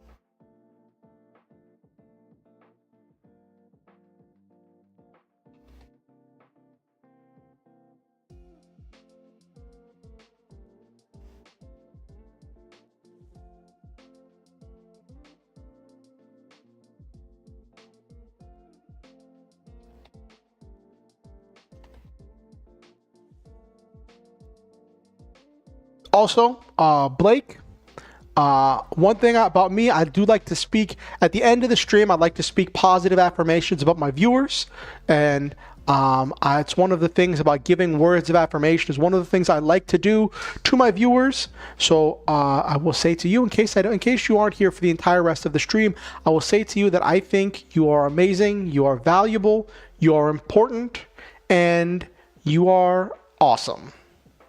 And I think that you make this world a better place. Your hopes, dreams, fears, and concerns are valid and worthy of notice, and you matter. Thank you for being a part of this community, Blake.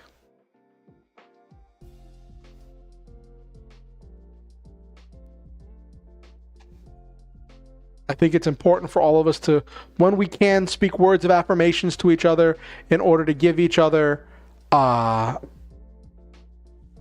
in order to help with speaking goodness and hope into each other's lives and to encourage each other.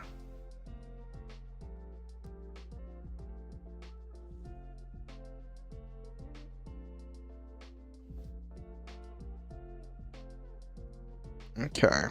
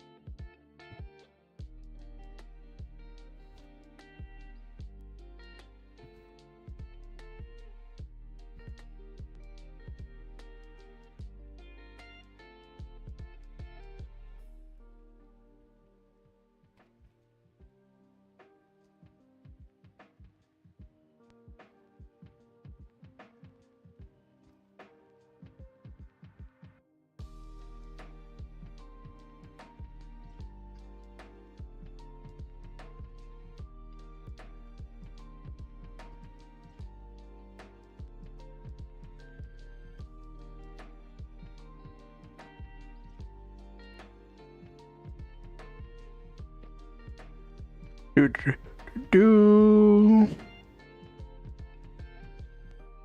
You're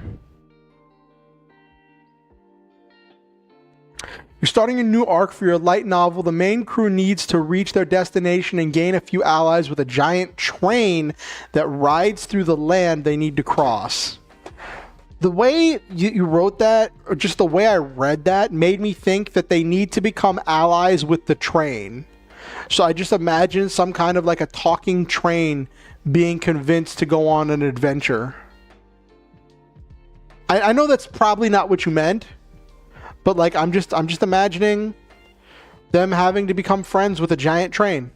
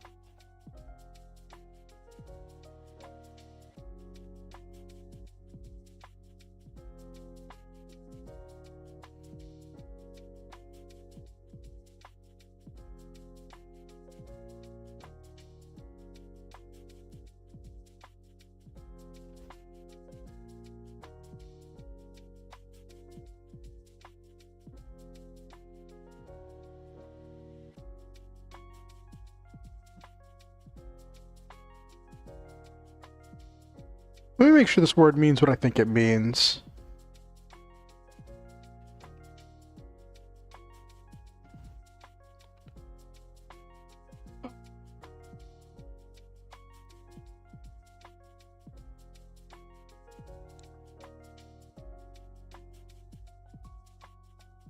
Okay, so severance package, what would we get if terminated employment? Okay.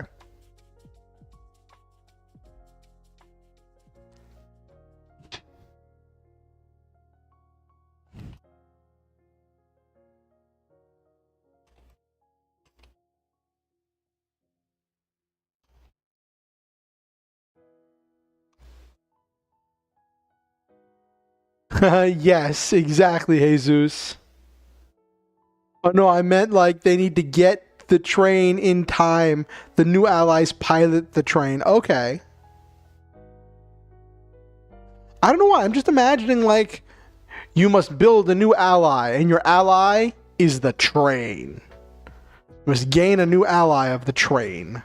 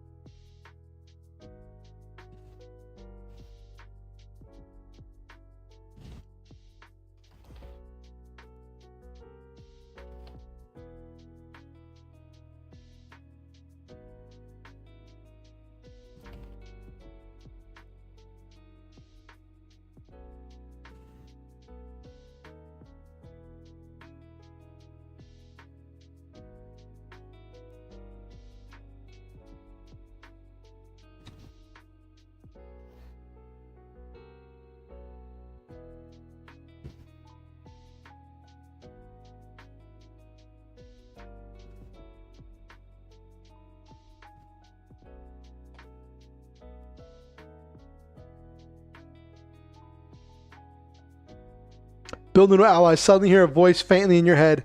Need more pylons. Yes. Exactly, Blake. Must construct additional pylons.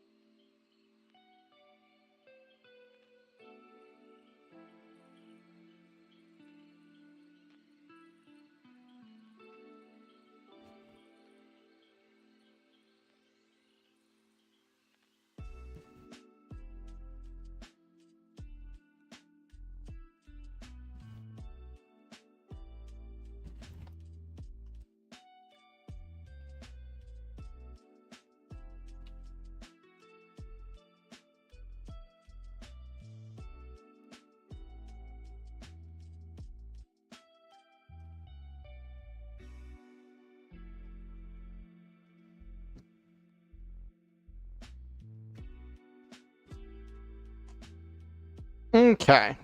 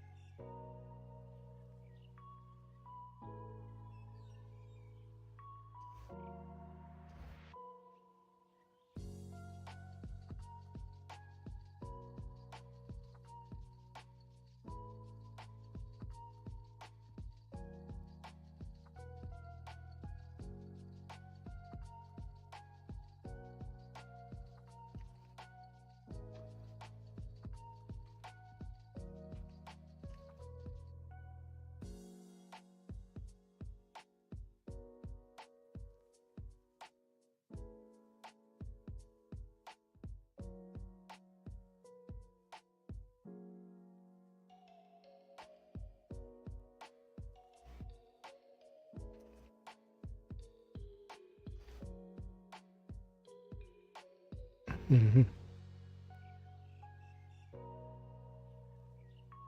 Okay.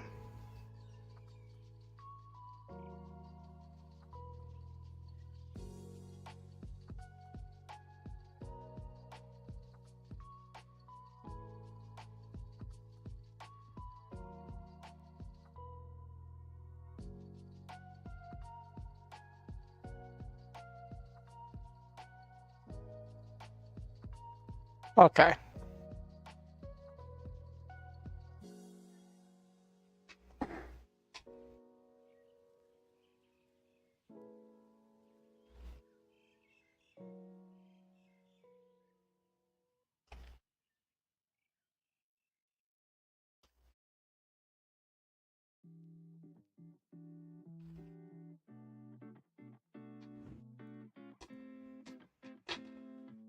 Moop.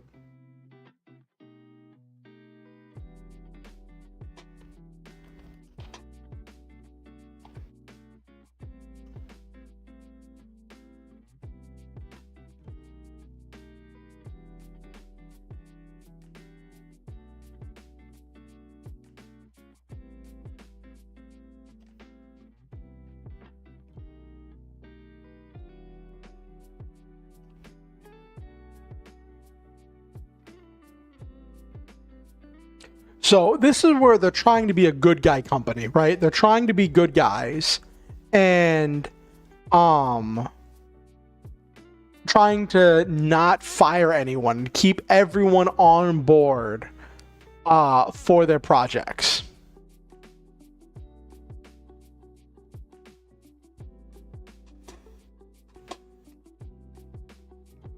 Mm-hmm.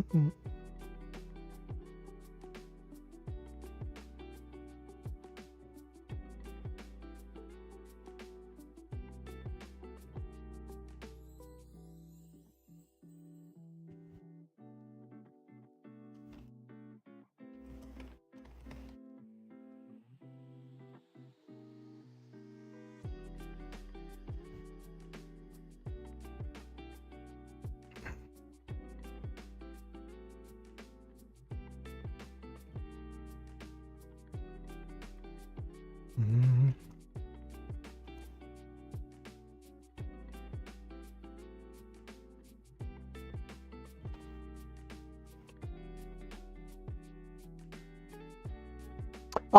So in this story, it's power armor, and it's like, they work for this company, Galco, that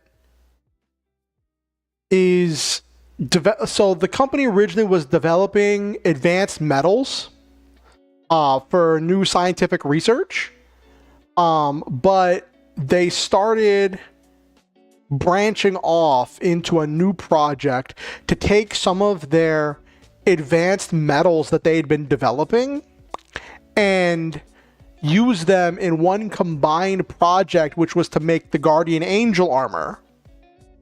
That was a kind of a test bed to show off all of the advanced technologies they were developing, and in their hopes that once they got it to a stable enough state that they could get a contract to mass produce it with the military. So the main character did not build his own machine. The main character at the start of the story was a janitor. He was a janitor, and he became good friends with one of the researchers. And the researcher, whenever he died of old age, asked the company to bring him on full-time as a suit operator to test their new drive that does the emotion. Right. They have prototypes, and they're building and testing and developing and constantly building new prototypes. Yes. But the main character used one of the prototypes in order to fend off the monsters in Chapter 2. And in this world, monsters are not they're not a normal thing. This is not like some kind of fantasy world where monsters roam the earth, right? Whenever they tried to report that there'd been some kind of a monster attack, they were told, well, that's just some kind of wild animal. We don't know what kind of wild animal, but it's just some kind of wild animal.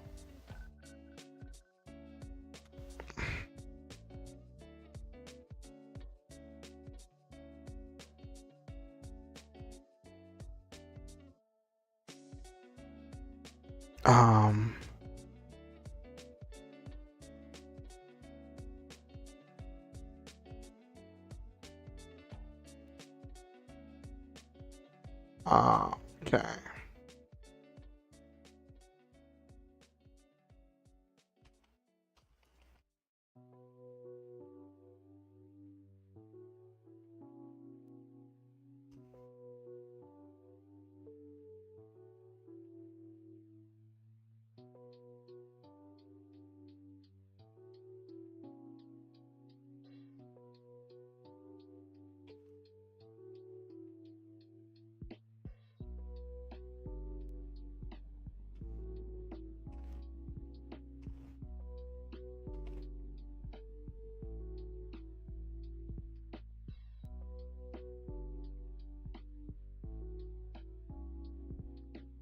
Okay.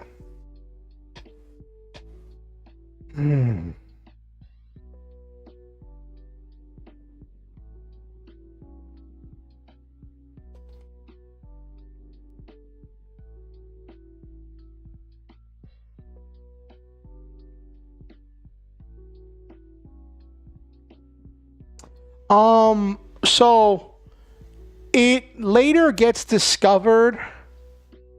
So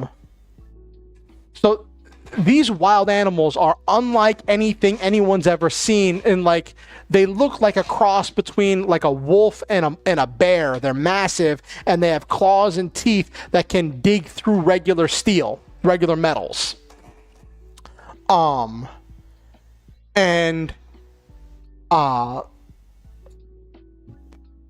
They are, the characters later find out in the story that these are genetically engineered, remote-controlled bioweapons, essentially, and that there is this company that is secretly producing them and trying to develop them, and is using them to take out any other company that they view as a threat. They're using these attacks as test beds to test their monsters, as well as to remove any threats from to their success.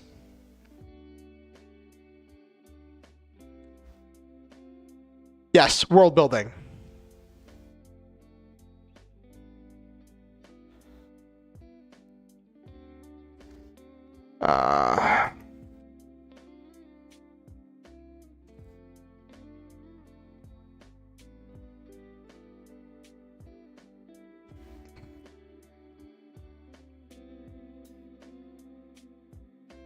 But it's actually really funny because they have this massive thing that looks like a cross between like a wolf and a bear. And they have all these carcasses, but like they're like heavily damaged from the electrified sword that was used to cut them apart.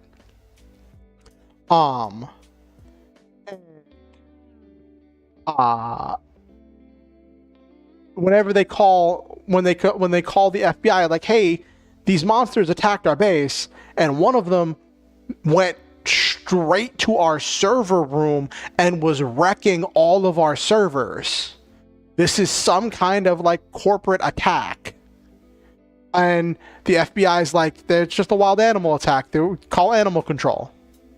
We're not opening an investigation for that.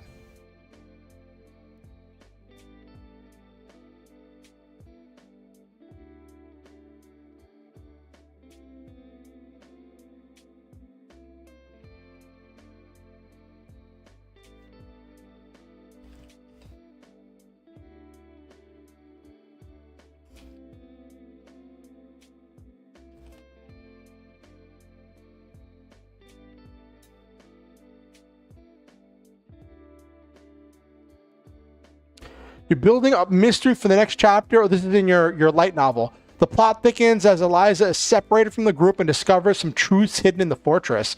Ooh, nice, Noel Main. Is Eliza your main character?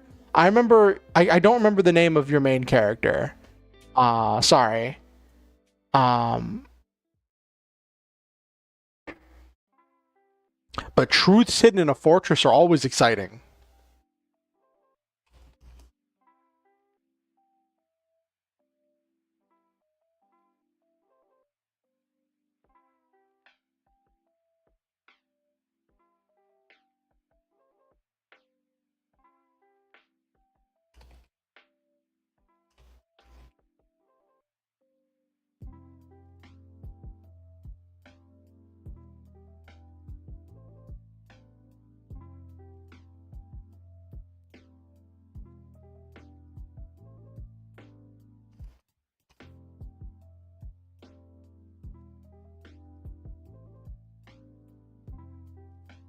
If I write up some novel, my character's going to end up dying.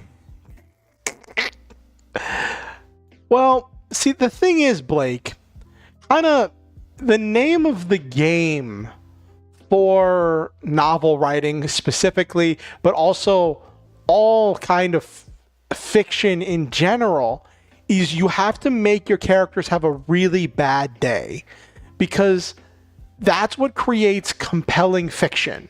A lot of times is stuff getting worse and worse for the characters, stuff getting worse and worse and worse for the characters, creating with this ever rising, this ever escalating stakes of things getting worse and worse, and the characters working to overcome it. And that is kind of at the core of what happens in, not just specifically in a novel, but generally in most types of fiction.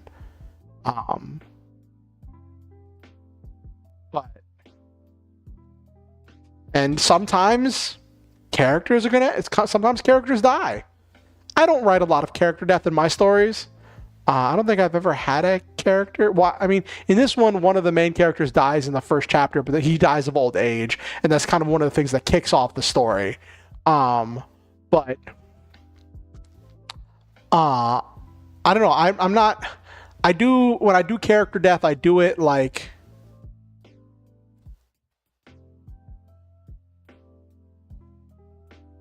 intentionally, usually for some kind of a plot purpose.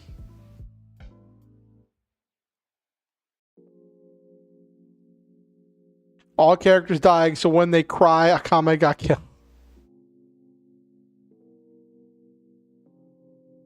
Games of... Yes, exactly, Blake. Mm-hmm. I saw somebody said one time about Game of Thrones that, like... How'd they put it? They're like, Game of Thrones got so obsessed with killing off characters that at some point they forgot that they need some of those characters for the plot. They need some of those characters to tell a story. And the story became more about the death of characters than it became about like actually resolving the story.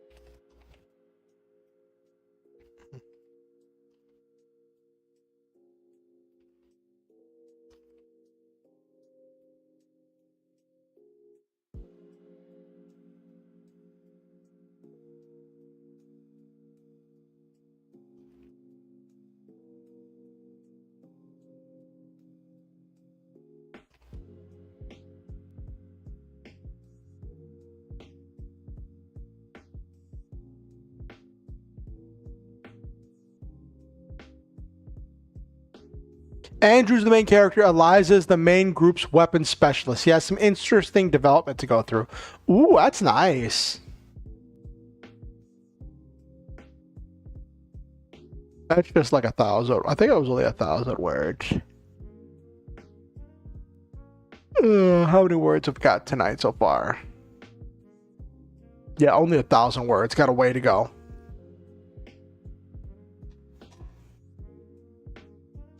Mm-hmm.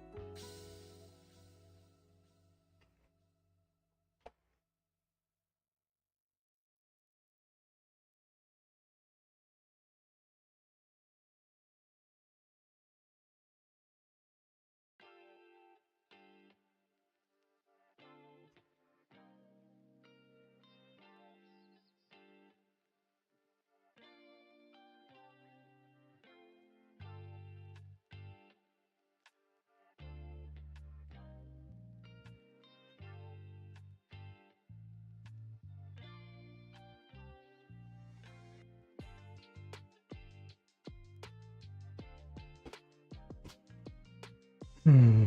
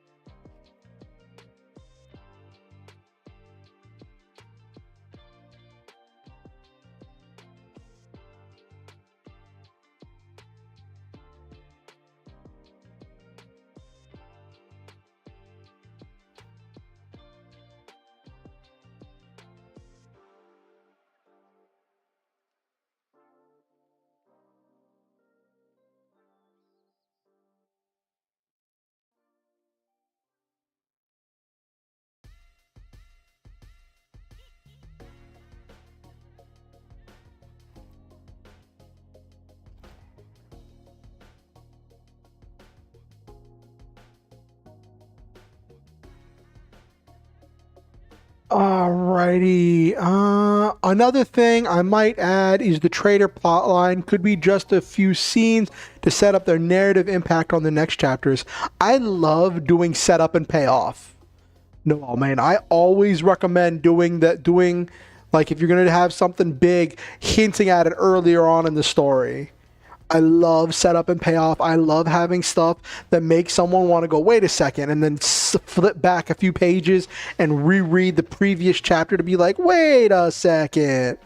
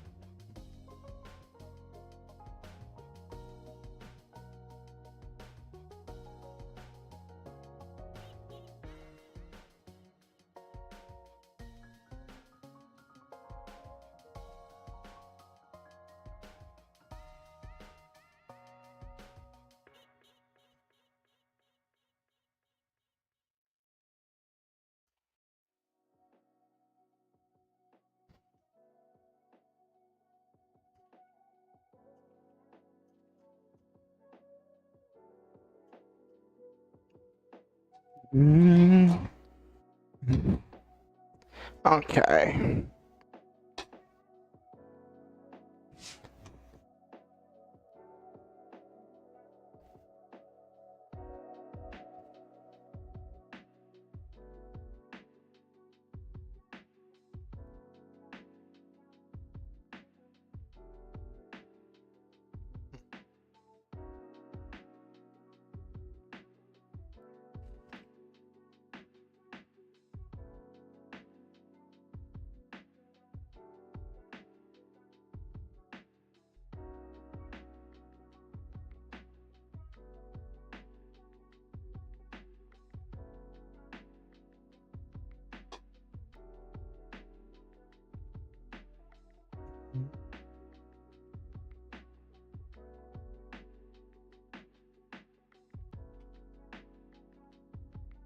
Okay.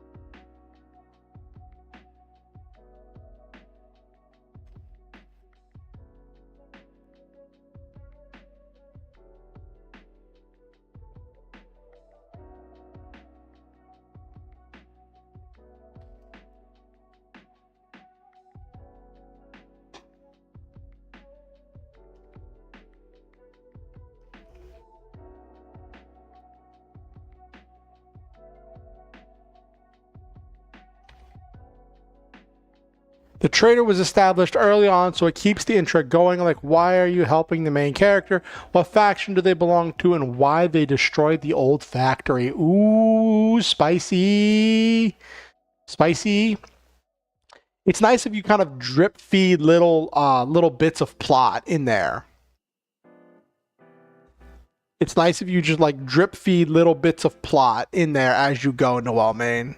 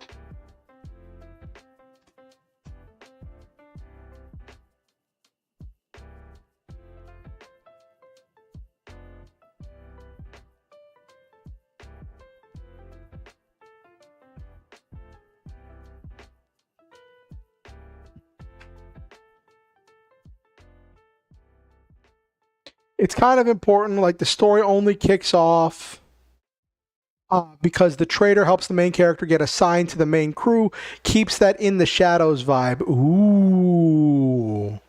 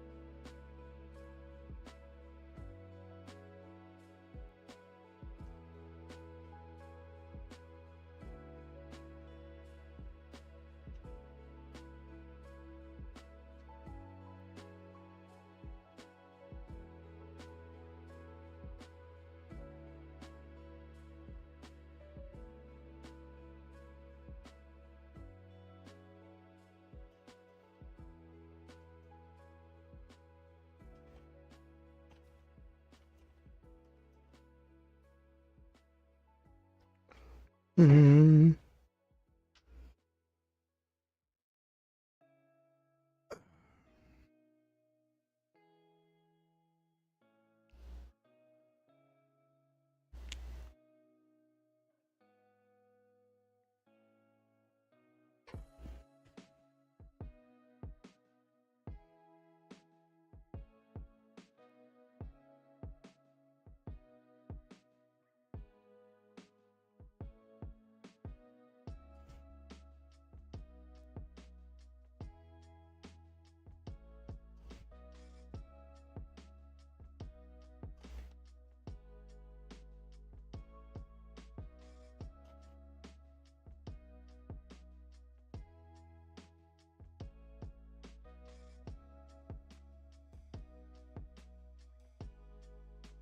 It also kind of sucks if the Kickstarter of the entire plot has no backbone to support later on. Otherwise, it gets a and then feel to the overall story. Yeah, kinda. You want to do something with it. Like, I definitely get that. Like what's happening in this story, right?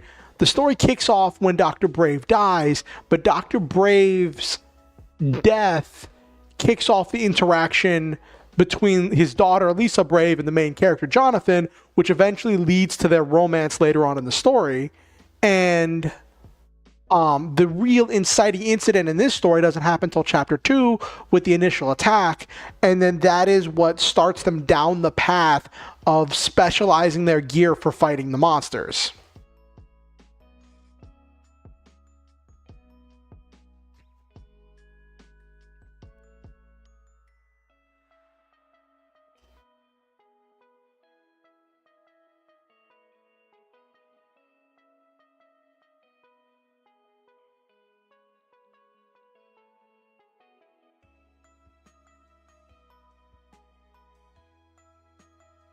Operator jumpsuit, that's the word I'm looking for.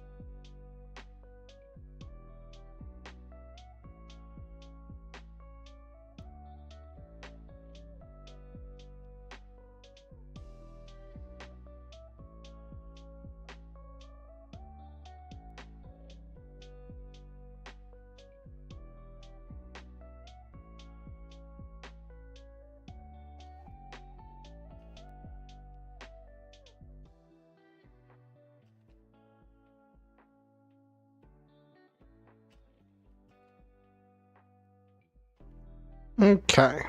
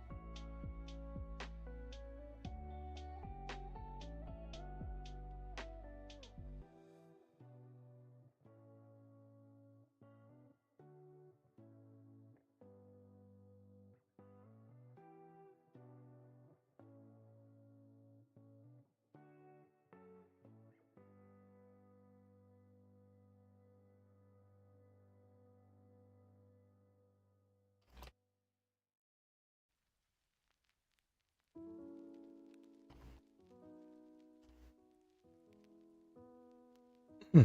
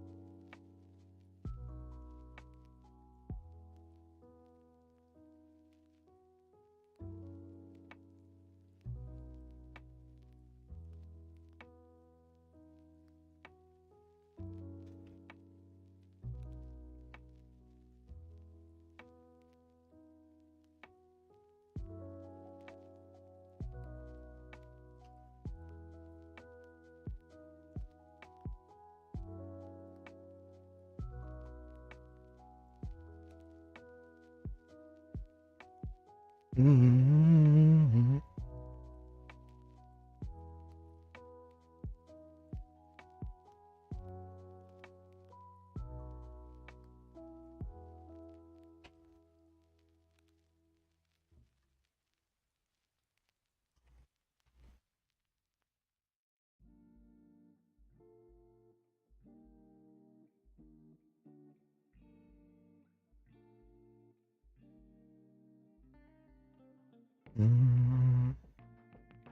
Oh, got something. Hero Girls VT, thank you for the posture check. Gonna stretch. Ah. Hello, how are you doing, Hero Girls VT? How are you doing, Hero?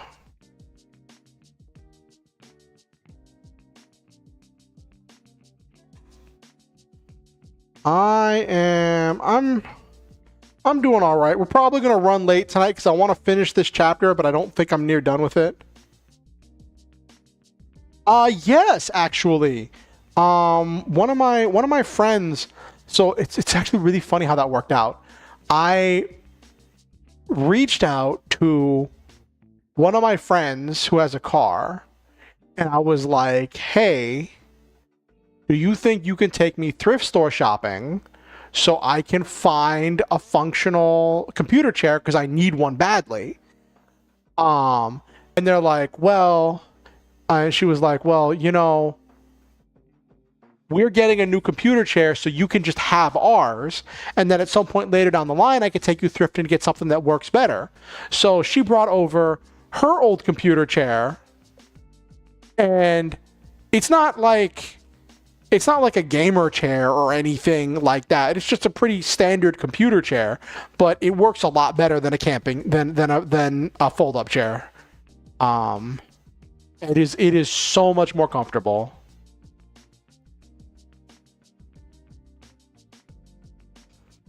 Alright. How many words are we up to so far tonight?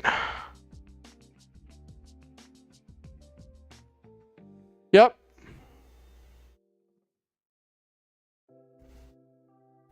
Yeah. Also,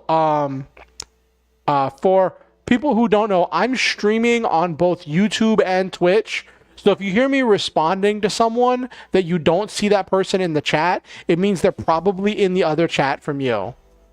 If you see me, if you're on YouTube and you see me responding to someone, they're probably on Twitch. If you're on Twitch and you see me responding to someone you don't see talking in the Twitch chat, yes. But they can see it on stream.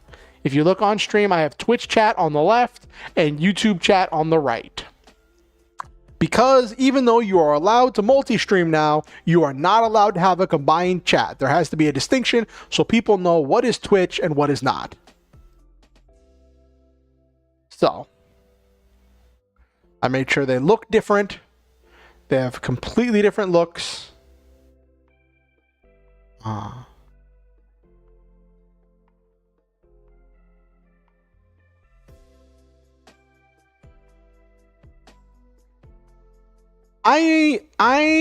It might be the lawful good in me, but I like to stay on top of like rules and regulations. I like to stay on top of rules and regulations as best I can. Yes, Nabiru. If you want to bug me, you can chat in both, because Nabiru's watching me on both.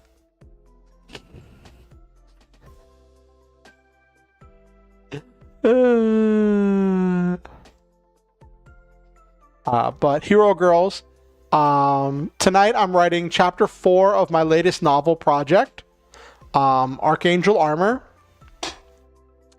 The basic premise is main character was a janitor, made friends with a researcher at this company that he worked at. Researcher dies of old age. Last wish asks the company to bring the janitor on as a test operator for a new experimental super suit of power armor. Power power armor generates electricity in response. Well, the model that the main character is operating is powered by emotions. It generates electricity in response to strong emotions. And the story unfolds as the main character is dealing with his emotions, a growing romance, because I'm actually making romance an intentional part of the story instead of just an afterthought. And trying to deal with some of his own feelings of inadequacy because he's, I think I said he's like 30 in this story. It would be nice if I remember my main character's actual age, wouldn't it?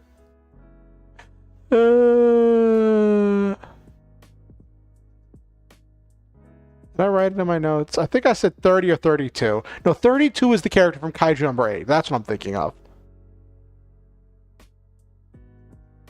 I didn't put it in that note. Did I put it in draft 1? But anyway, so far tonight, I've written about 1,500 words. I'm probably going to do at least another 1,000 words before we end tonight. Be in chapter 1. I said his age. I should probably put that in my notes.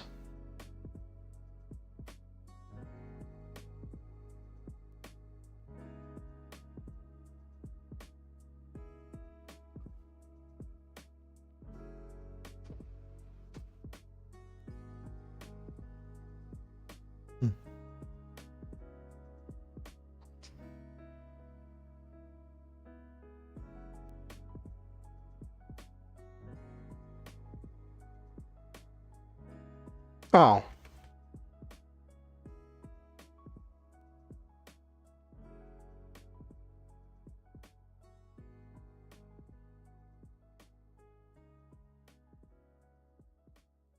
I don't know why. I don't know what I thought that would do.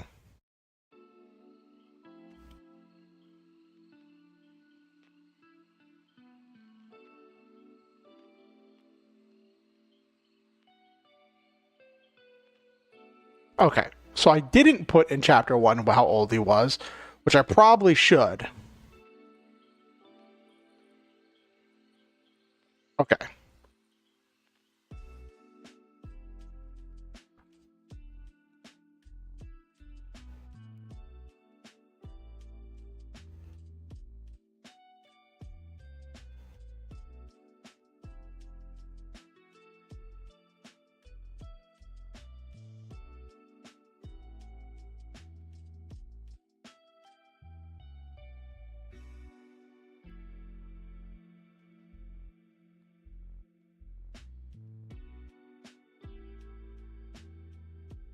Where am I going to put this here?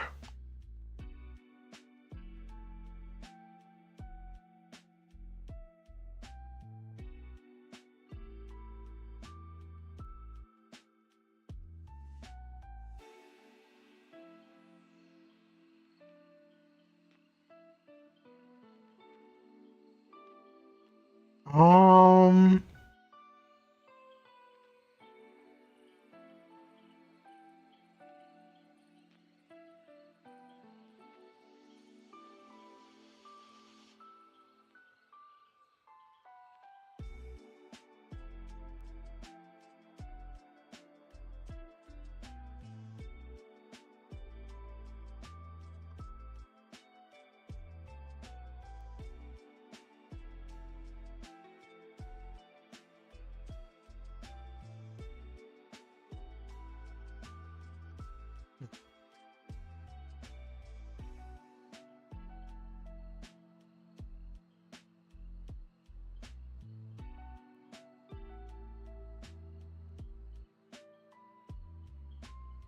Okay, I'm going to put in my notes that I'm going to have him be 30. Well,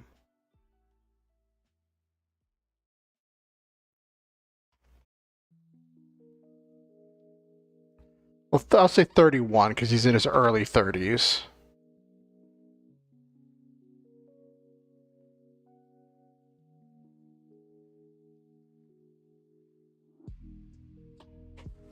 Alrighty.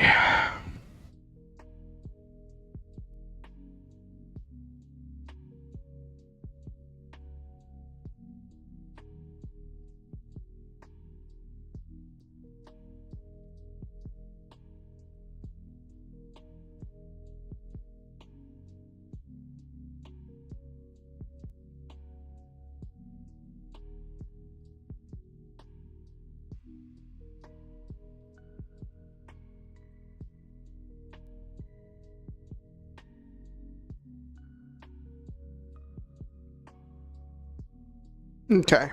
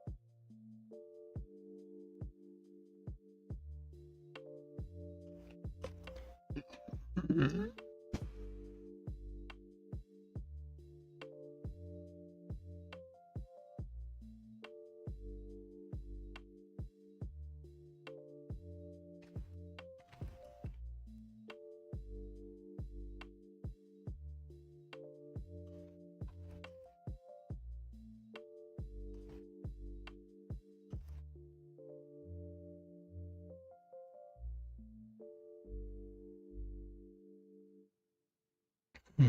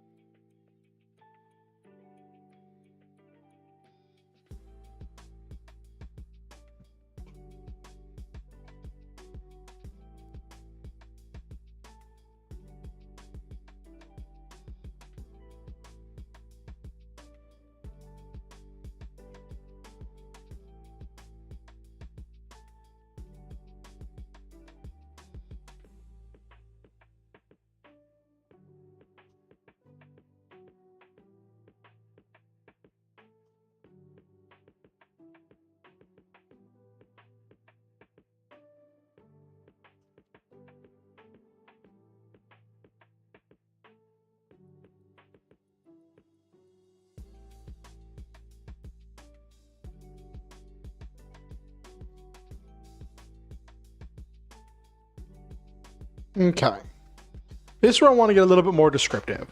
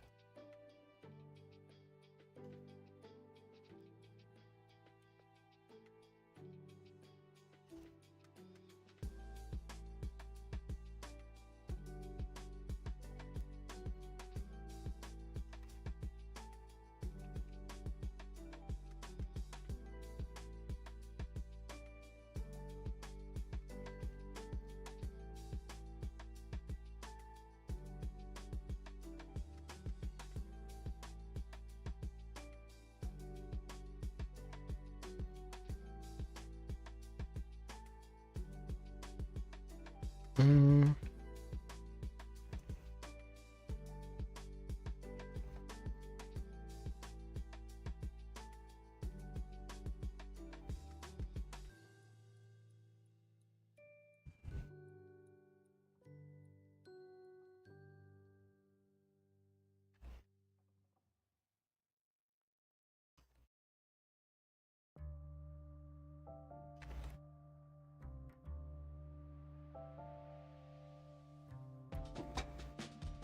Mm.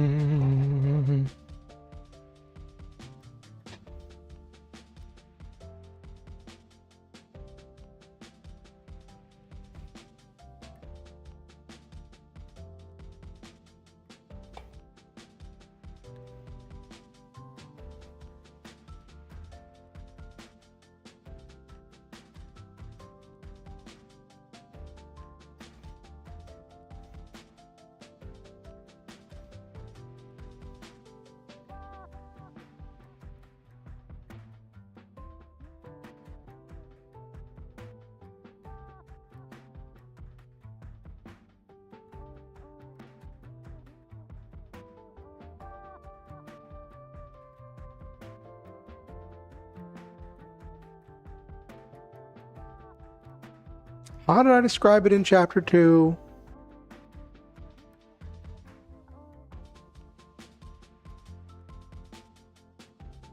Speak your truth, all who enter here.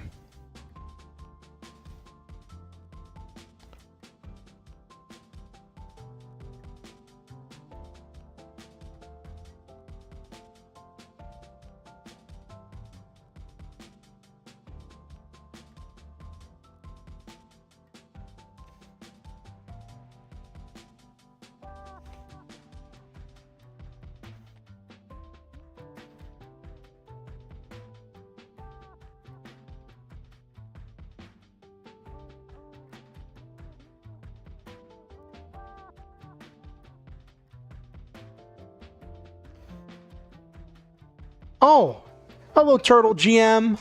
I am writing a novel, actually. It's called Archangel Armor.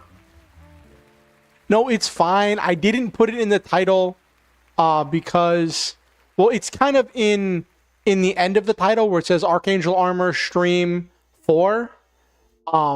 It's a sci-fi action with story with some romance. Basically, main character Jonathan was a janitor working at this research company, became good friends with a researcher. When that researcher died of old age, his last wish was for the company to bring Jonathan on as a test operator of their new experimental power armor. And it has a experimental power generation system where it generates electricity. Yes, I like janitor main characters. It generates electricity in response to strong emotions, and Jonathan is dealing with controlling and understanding his emotions through a lot of stuff that starts happening. The company comes under attack. They get attacked by some monsters, and this is a modern day setting. This isn't like a fantasy setting, and this isn't like a super sci-fi setting. This is like more modern day setting. So monsters appearing is like really out of left field, and it's something nobody expected or was ready for. And the main character had to fight off the first group of monsters, and he got pretty banged up. And as the conflict unfolds and the main character struggles with understanding his emotions, understanding his humanity, and wondering if he's actually helping the world, that's kind of where the story goes. I've outlined the entire story in a previous stream. It's just a matter of actually writing it. We're writing chapter 4, or I'm writing chapter 4 today, whereas I'm using the Katie-tastic outlining method. I believe I have a link to that in my description on the stream. Oh, thank you, Turtle GM.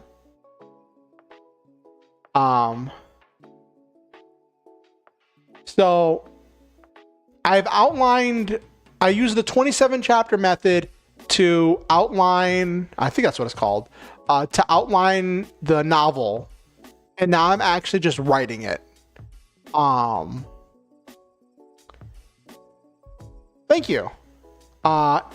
It deals, it gets kind of esoteric. I think is that's the right word for it towards the end. And it's one of those things where I wanted to start with a really grounded premise and then escalate to like really crazy and ridiculous levels towards the end. Actually, that reminds me. Somebody had said something earlier when I talked about that before. Ba,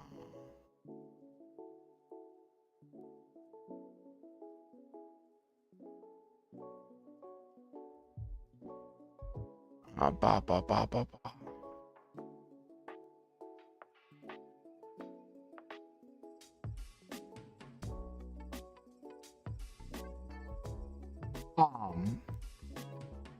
So, whereas it starts with a guy in power armor trying to figure out what he wants to do and where he should go and what he should be doing with his life and struggling with some of his own emotional problems,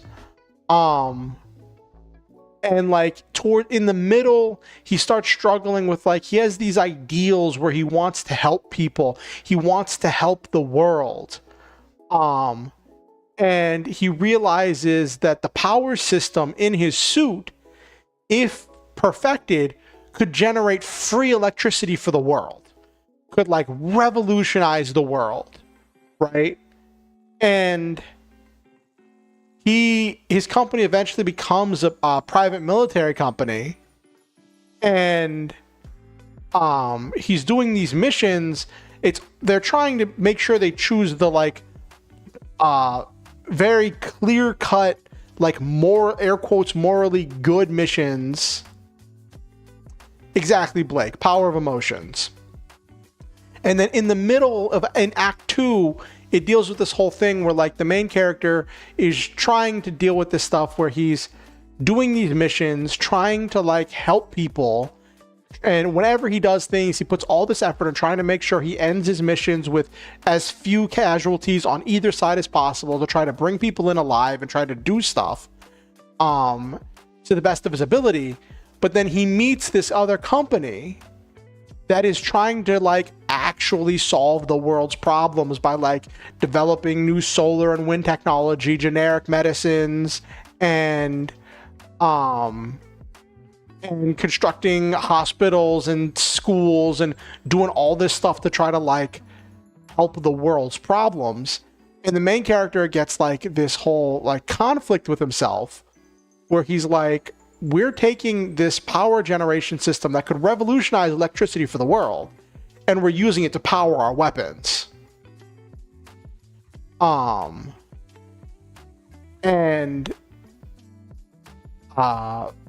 Then in Act 3, the drive falls into the hands of the bad guys who are making the monsters, and they make these monsters that feed on fear.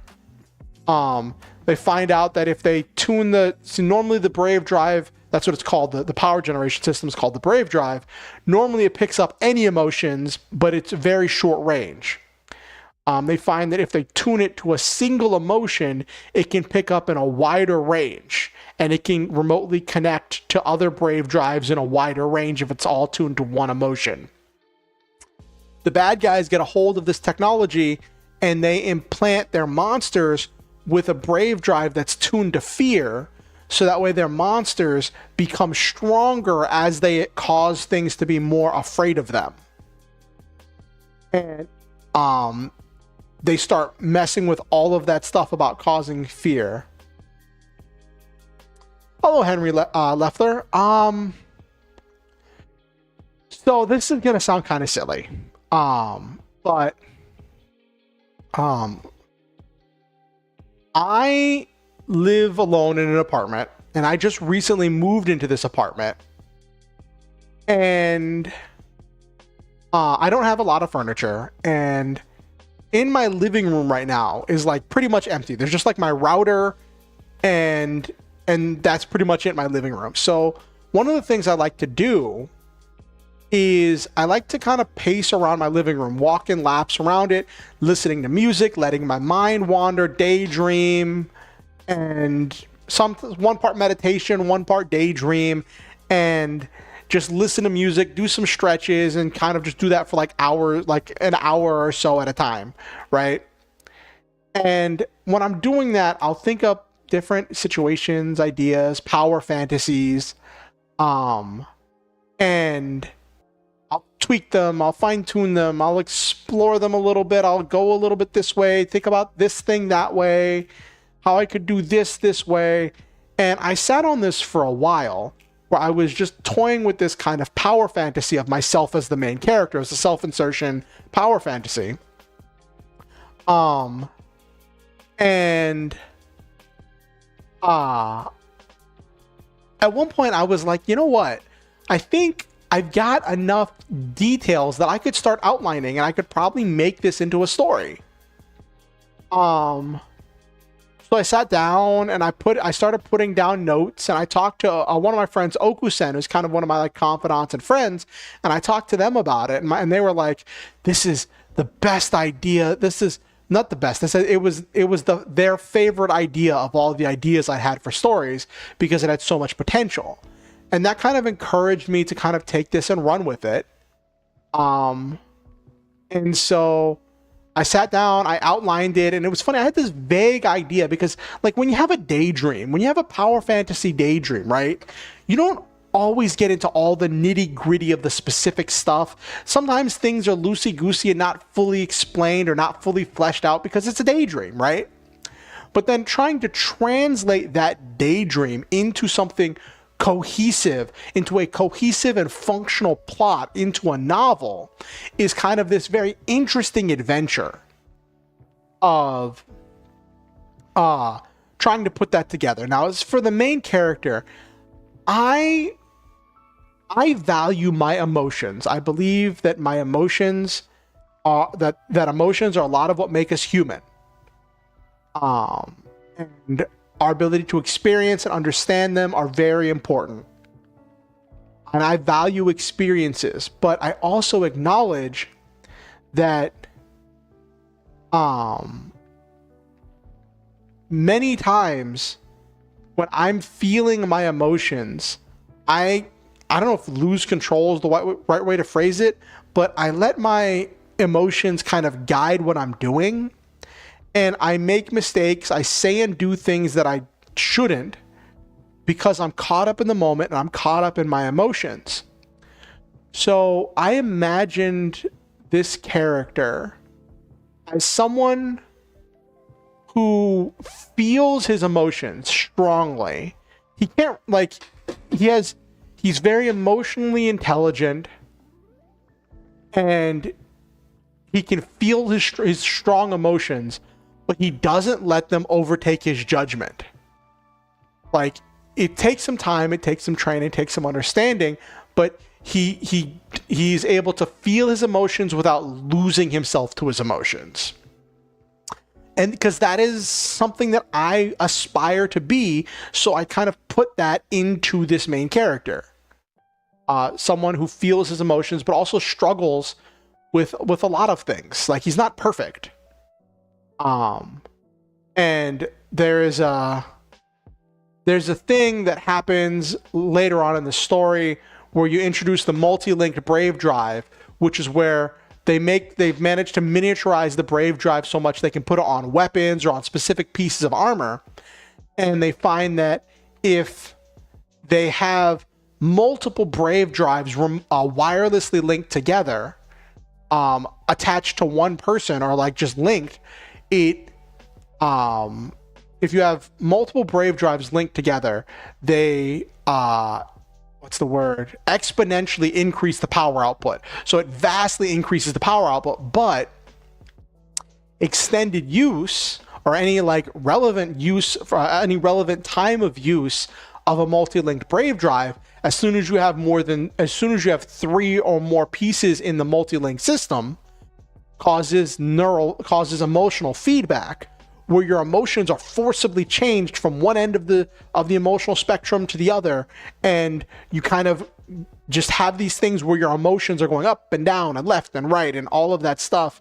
And I haven't written that yet. I have it in my notes, but it's a thing where the emotions start going in a wild different direction, and this main character suffers from some of the same things that I suffer from, the anxiety, the depression, the PTSD, and the main character is used to being in situations where like his mood and his emotions and his feelings will drastically shift, and he feels like he has very little control over it. Like when you just get that very sudden hit of depression that just comes out of nowhere.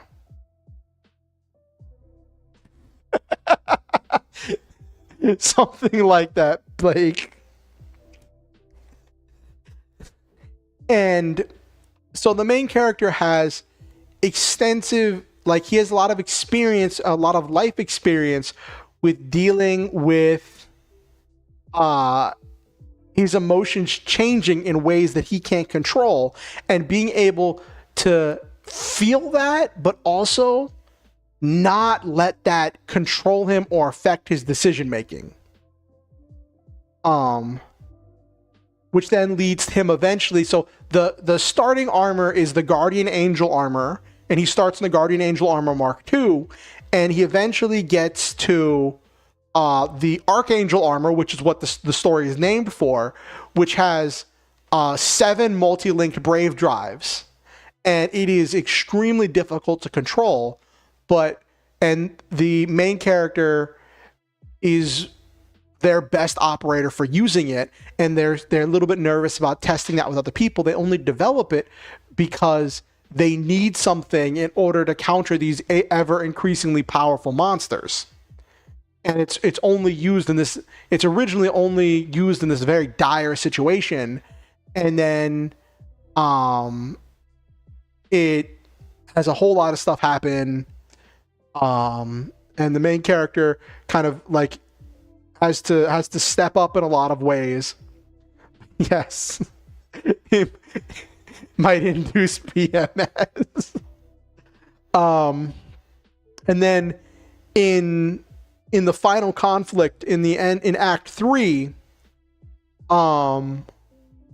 it has this, I'm planning for this whole like big battle where the main character and all of like his the squads that he's lead an attack on the bad guy's base, and the bad guys unleash this massive monster that is growing stronger, growing bigger as it's generating more electricity, and the massive monster is connected to this satellite network of Brave drives that are all tuned to fear. So this one monster is feeding on all of the fear of the world and becoming stronger and more destructive.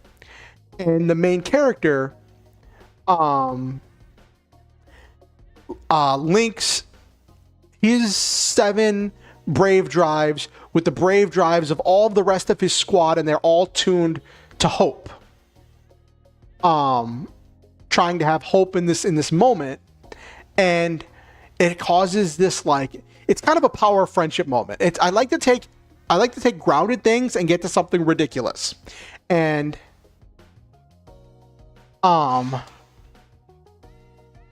yeah, like negative emotions is kind of what the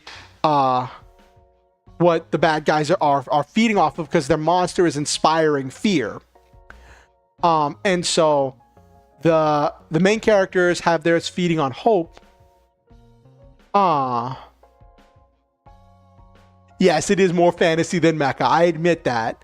And what happens is the main characters, thing, because he has this network of all of these brave drives that are all linked to hope, they start, because they're tuned to one emotion, they start reaching out, and they have a synergistic effect where they reach out into the nearby villages and towns around where this battle's taking place. And it's this like power of friendship moment kind of thing where like everybody sees this battle happening and they all are having hope, and the main characters become this symbol of hope to defeat this dark entity that's been unleashed.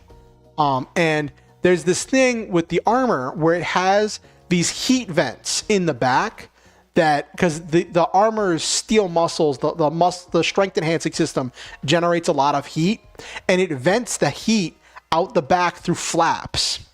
And it can often cause, even in the original armor, it can cause extensive use, can cause like heat mirages in the shape of like a halo, which is where they got the design for calling it the Guardian Angel armor, because it looked like you had like a heat halo appearing behind the armor if it got it used extensively.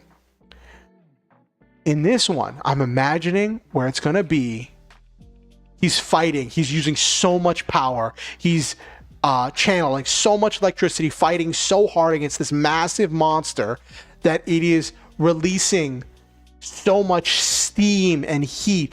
In the evening sun, it creates like a heat mirage that looks like some kind of like being of light and heat fighting against this dark entity. I kind of looked at that.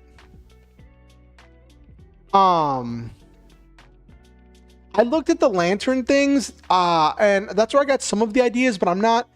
I wanted to play with more of, like, I don't know. I didn't want to exactly be like a copy paste of like the Green Lantern things. I wanted to like take my own kind of thing on it. It reminds you of Noise, main big bad from Sweet Pure. It's born from the negativity of life. I thought Noise was the main enemy of Symphogear. Weren't the Noise, the Alka Noise, and the...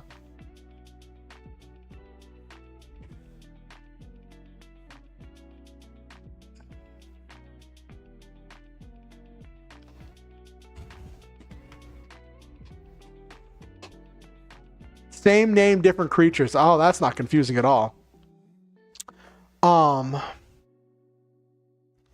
So in this chapter that I'm writing tonight is chapter 2 was my inciting incident, and then chapter 3 was the immediate results of the inciting incident, right?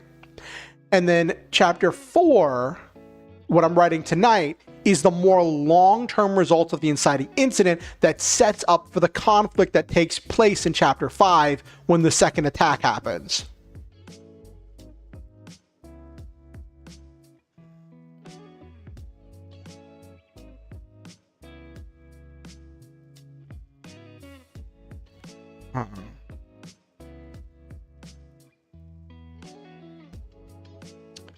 I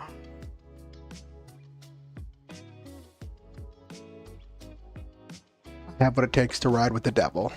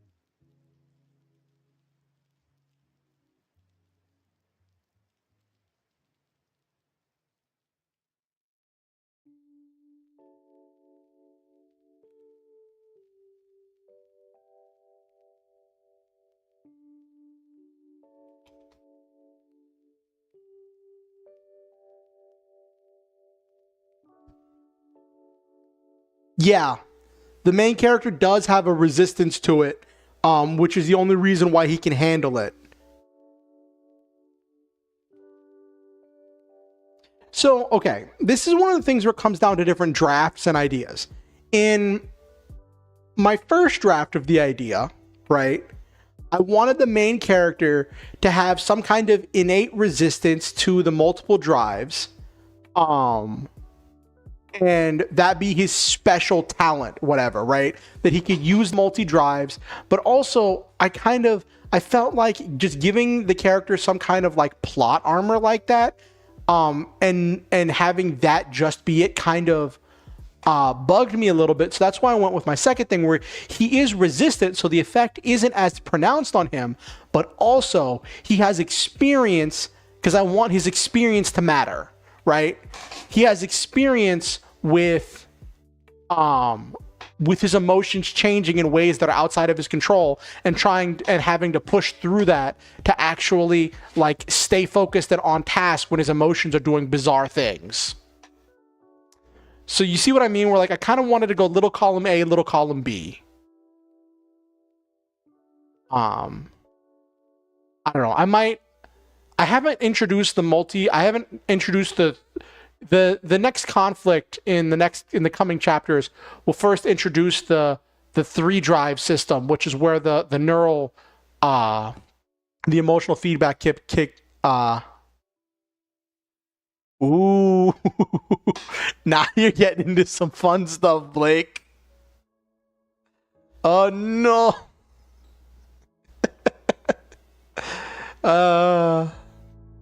It could be a living weapon designed to master this technology. It could all be a conspiracy.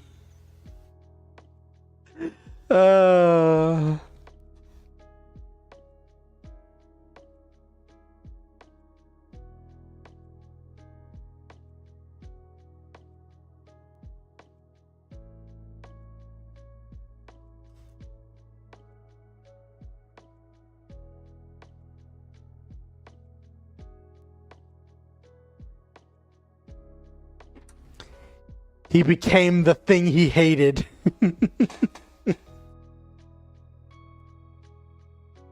I don't know if I would do that, because I kind of like the idea of an everyman, where like he's a janitor, and well, he was a janitor before he got promoted, and his talent is being very emotionally aware.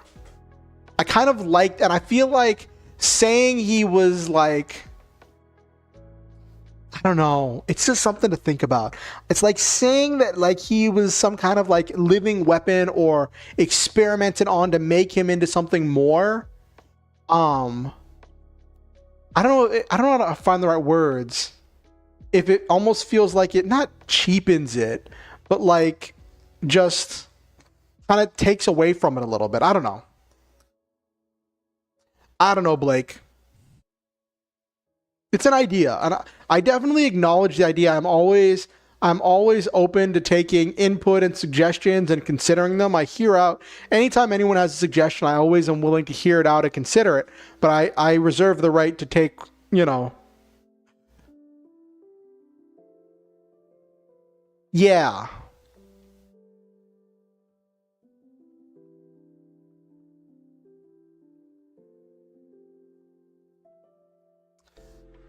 Henry, it's weird because I talk as I write. That's one thing, is I've started doing these, like I started doing NaNoWriMo, and it's really funny. Before, like 2 years ago, before National Novel Writing Month, I was trying to do things where I was like writing 100 words a day or 200 words a day. And I was trying to do daily writing to do like 200 or 400 words a day. And then I found out about National Novel Writer Month and I wasn't going to do it. And then I saw one of my friends talking about doing it on Twitter. And I was like, that looks fun. I want to try doing it. So I started doing National Novel Writer Month 2 years ago. Like actually participating. Not like submitting it for anything, but just like being a just challenge, you know. And I started like a week and a half late, and I finished a week and a half late. And for this process, I think I've gotten used to talking as I write and spending time writing, spending time with it. And so for me, I tried doing for last NaNoWriMo, right? I was visiting family for Thanksgiving and I wasn't able to stream. So I was like kind of talking to myself or like mumbling to myself as I was writing. It was really funny. I've just gotten so used to bouncing ideas off of chat and talking to people while I'm writing. It's just become a part of my writing like thing, which may not seem realistic because I haven't been talking a whole lot tonight, but I've just been, I don't know, in the zone, I guess. But yeah, I do my writing. Like, how much have I written tonight? Let's see. I like to do a chapter in one sitting. And normally when I do the 27 chapter method by Katie Tastic, my chapters, I normally, when I will be like 2,000 words long. But this project, because I'm not doing during NaNoWriMo, I'm not moving at such a breakneck pace. I'm not trying to crank out 50,000 words in 30 days. I am instead shooting for 3,000 words in order to more flesh out my stories and my chapters and come to more natural conclusions and to just give a whole lot more detail and to take time to express the emotions of the characters, because emotions are such a big part of the story. So I don't know if that answers your question, but like I normally will start writing and write for like 3-4 hours. Well, like between 2 to 4 hours at least. And I'll normally do it on stream. But during NaNoWriMo, I do most of my writing off stream because I only stream twice a week. Because I have to do writing every day during NaNoWriMo. But this, I'm not doing writing as much off stream because I'm not on NaNoWriMo and I can take my time with it. And I'm just doing as I feel motivated, you know? What about you, Henry? How's the day of writing look like for you?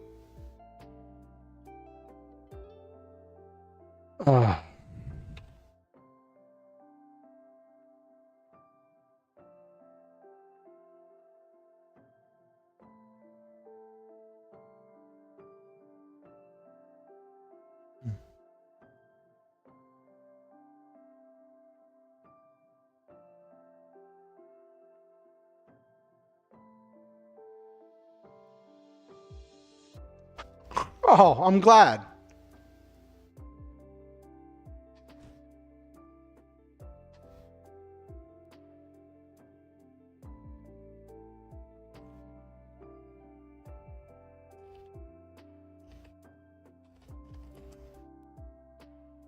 So in this instance, the main character gets into his suit and he's suiting up, and oh,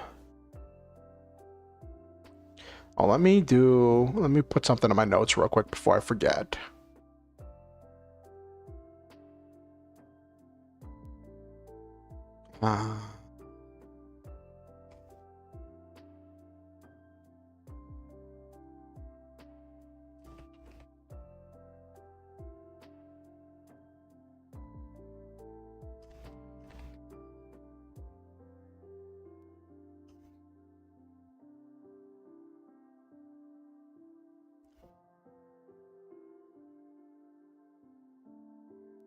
Normally hold my rumor right until I lose steam, then I'll go run errands or something, let ideas brew for a while, then go back and have another session, rinse, repeat. That makes sense. So what I like to do, since I said I like to walk around and daydream, I do that kind of daily leading up to a stream. I'll walk around and I'll daydream and I'll think about what I want to write, and I'll kind of just live in the moment of the story and just think about the kind of things I want to talk about while I'm writing and use that to come up with ideas for what I want to do. But the thing is, I also get really motivated by like certain parts of a story, but I have to write the other parts to get there. You know what I mean?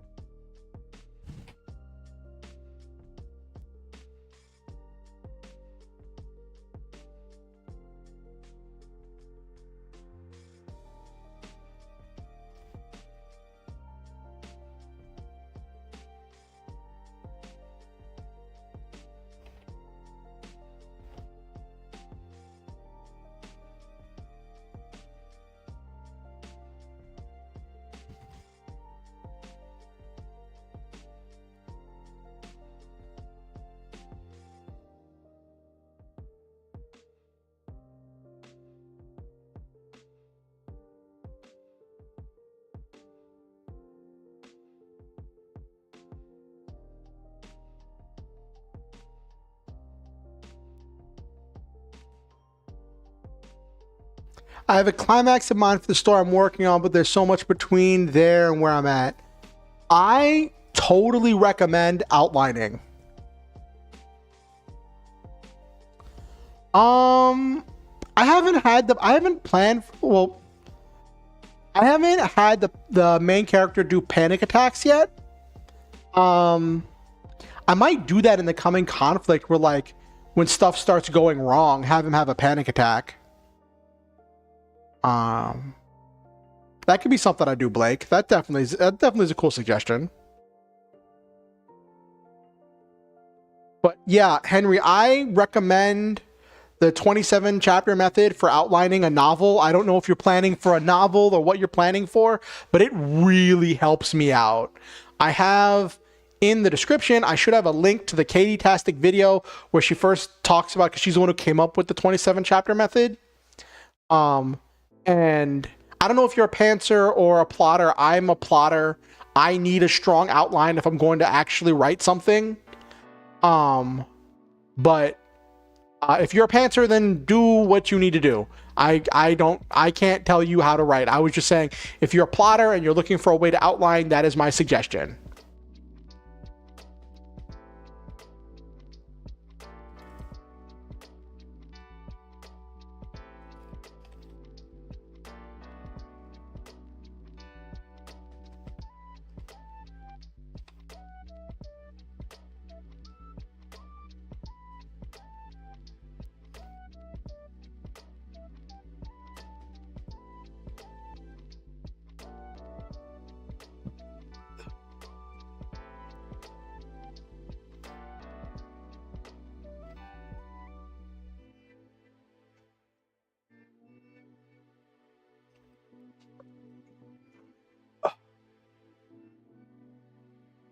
Actually,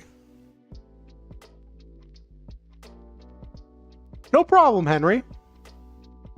I think I have a link to it, and let me check.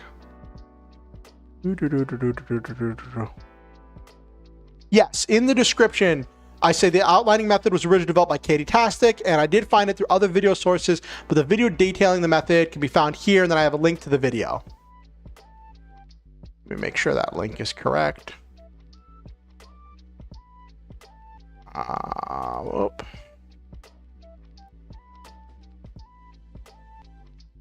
I don't need...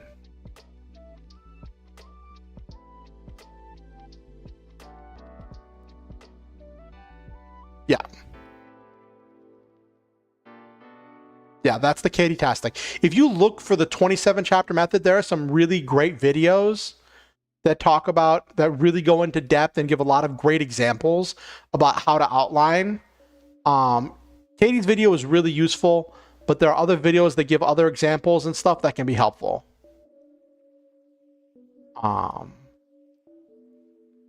But I find that just really helps me out when I'm writing a novel.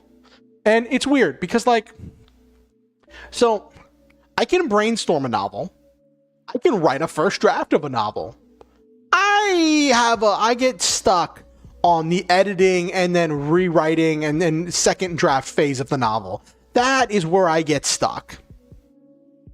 Like, I have 2 first drafts of novels written, and only one of them is, like, partially edited. I've gone through and edited like 6 chapters out of 27.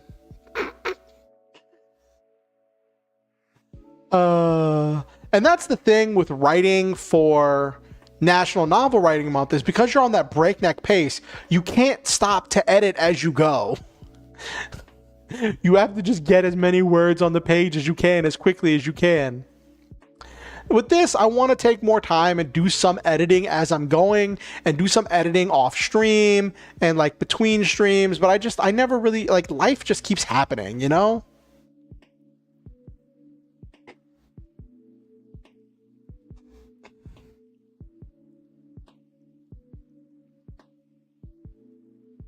Have you ever tried doing National Novel Writing Month?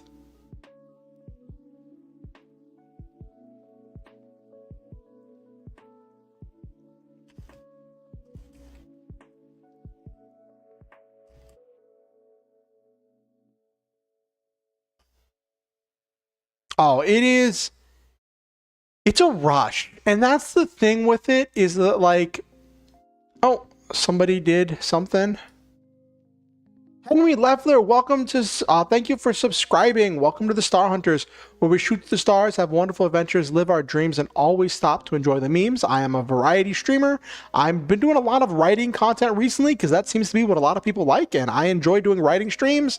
I also do gaming streams, streams exploring TTRPGs and other game development stuff, and some just chatting things here and there. I do a wide variety of things. So I am glad to have you along, and it is great to have you here. I think that you are amazing.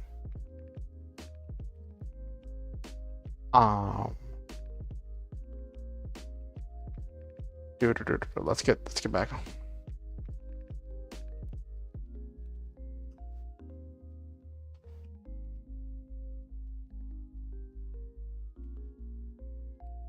So that's actually a Blake, that's actually kind of a plot point. So what happened, not exactly in that fashion, but what happens is Galco, the company that develops the Brave drives, right?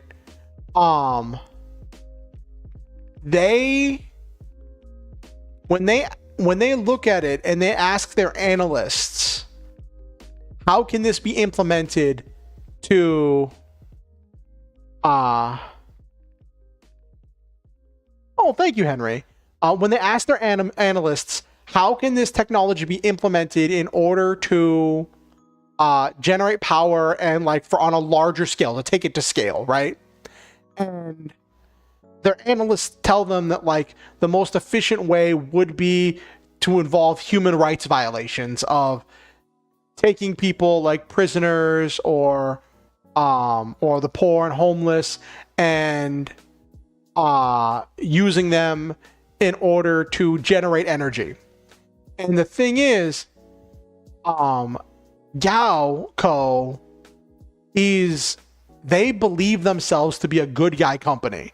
They believe themselves to be a very morally upright company.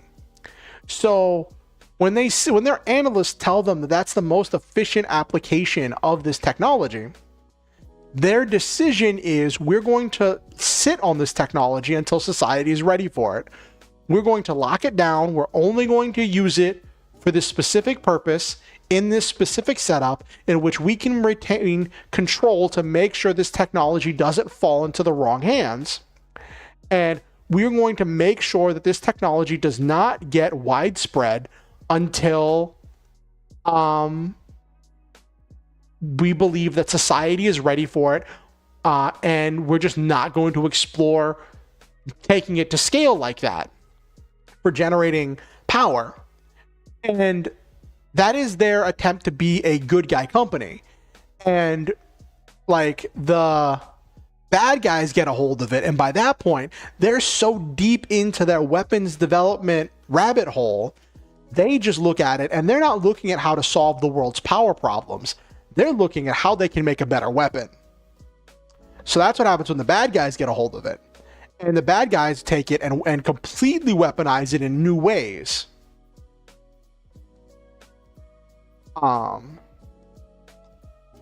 yeah, that is actually kind of a plot point.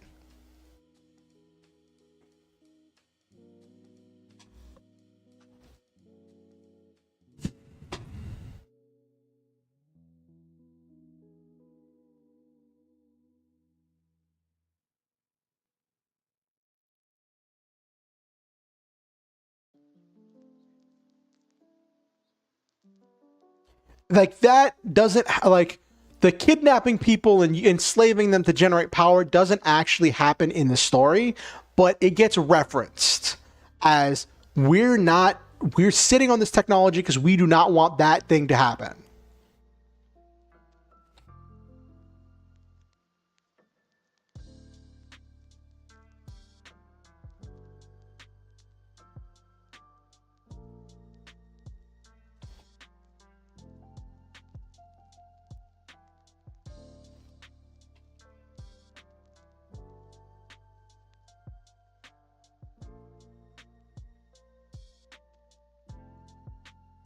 So in this instance, what's happening is, actually, I might do that panic attack thing right now, actually.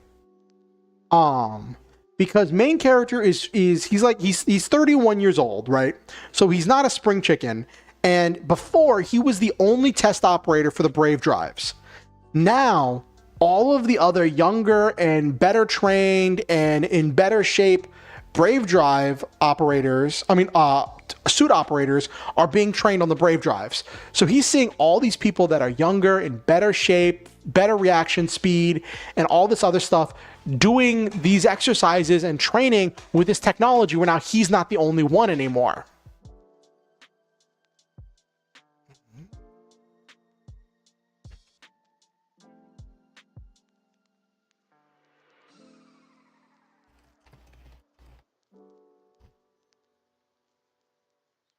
So I might actually do that. I might actually have him run this obstacle course while going through a panic attack.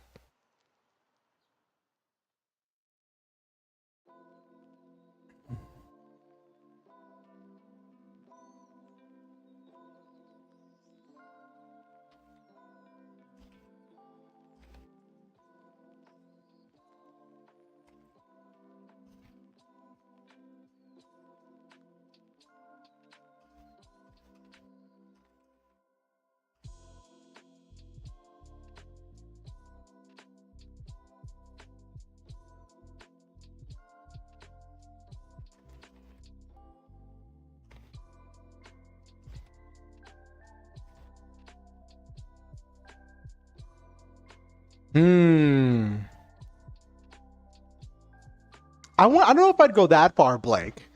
I think it would be a thing where like he starts experiencing a panic attack where like his mind is spiraling. His mind is like things are ruminating, and he just starts to spiral, but he struggles through it to do it, and it'll be a weird thing where like he's experiencing this panic attack, but his brave level starts shooting up because his emotions are going haywire.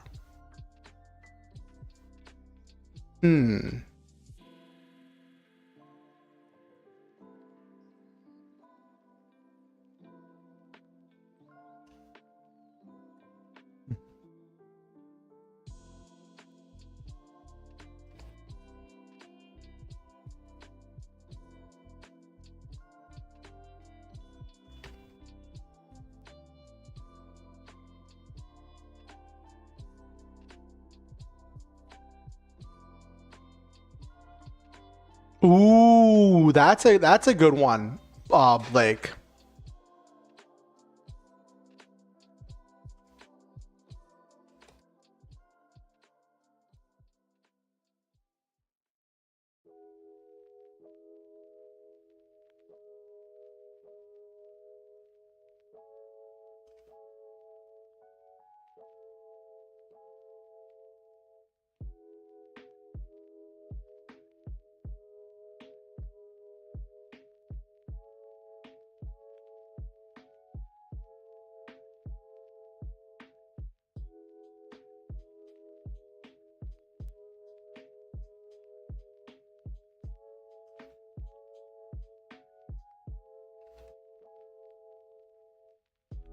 All right, Blake.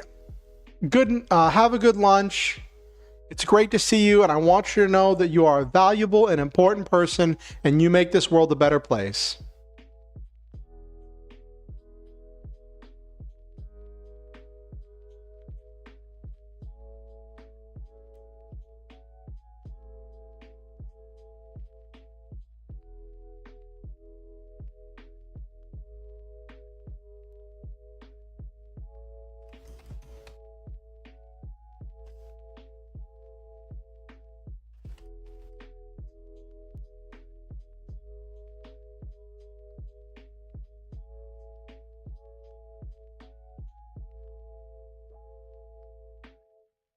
What's that called?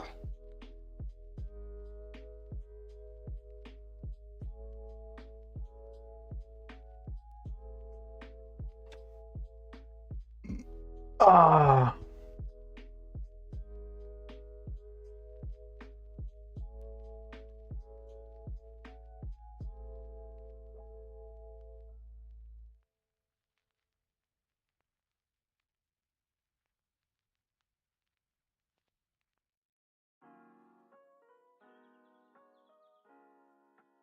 Oh, that's not what I want.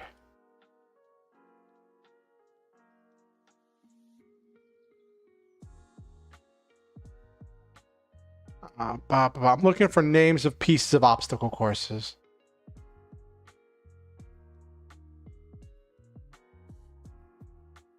I'm gonna climb over.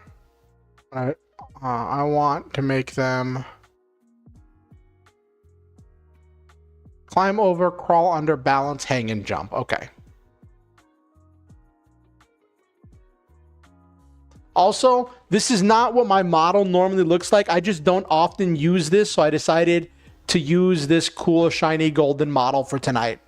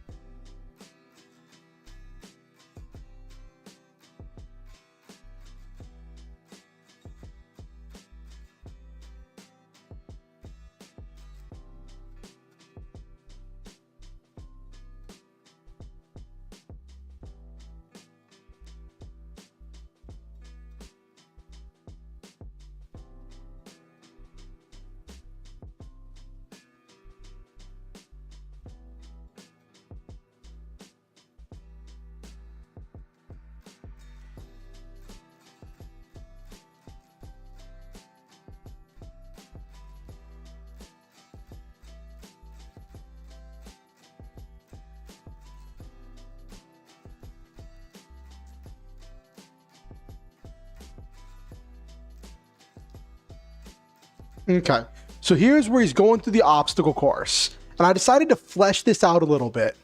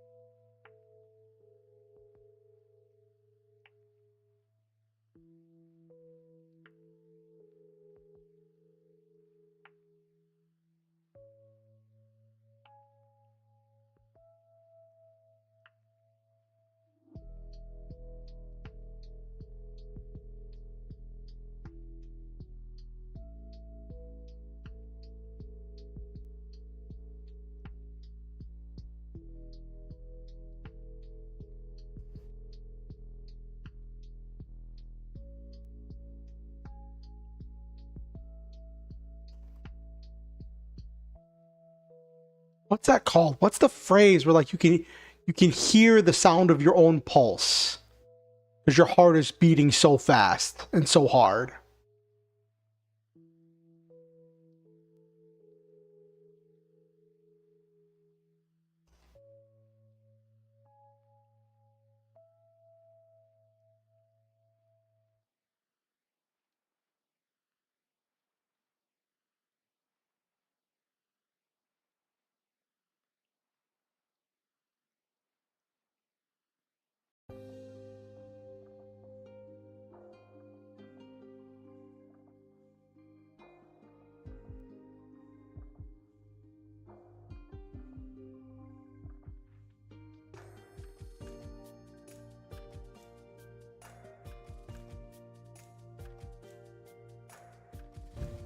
This will be a shorter chapter. This will only be 2,500 words.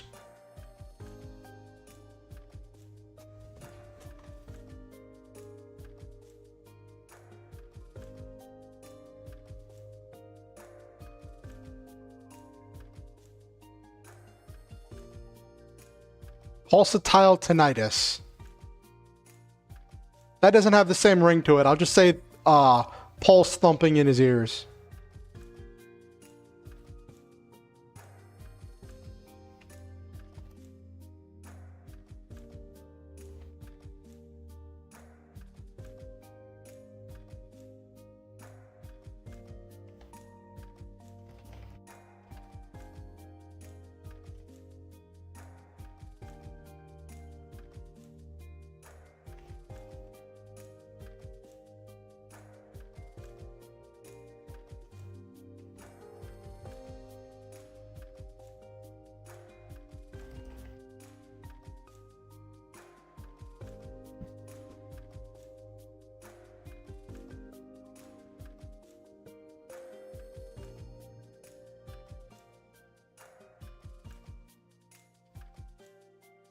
Mm-hmm.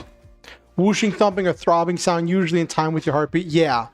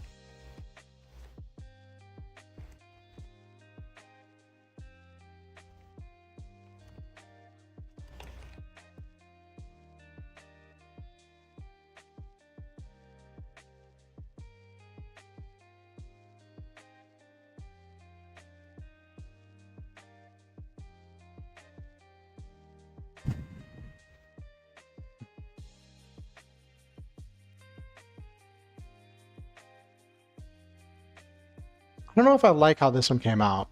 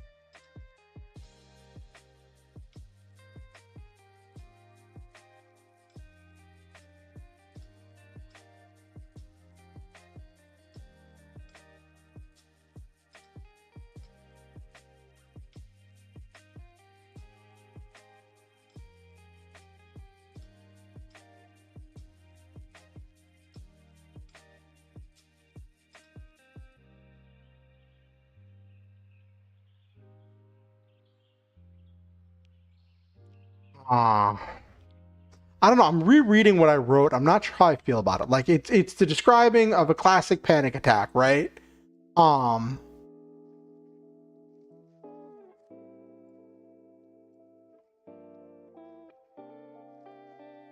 um where he's panicking.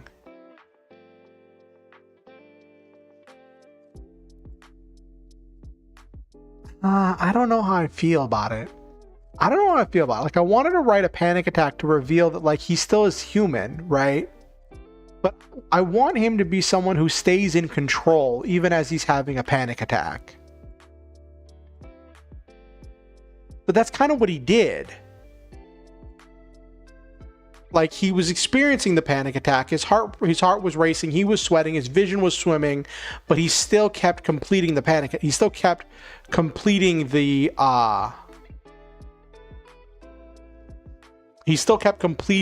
obstacle course.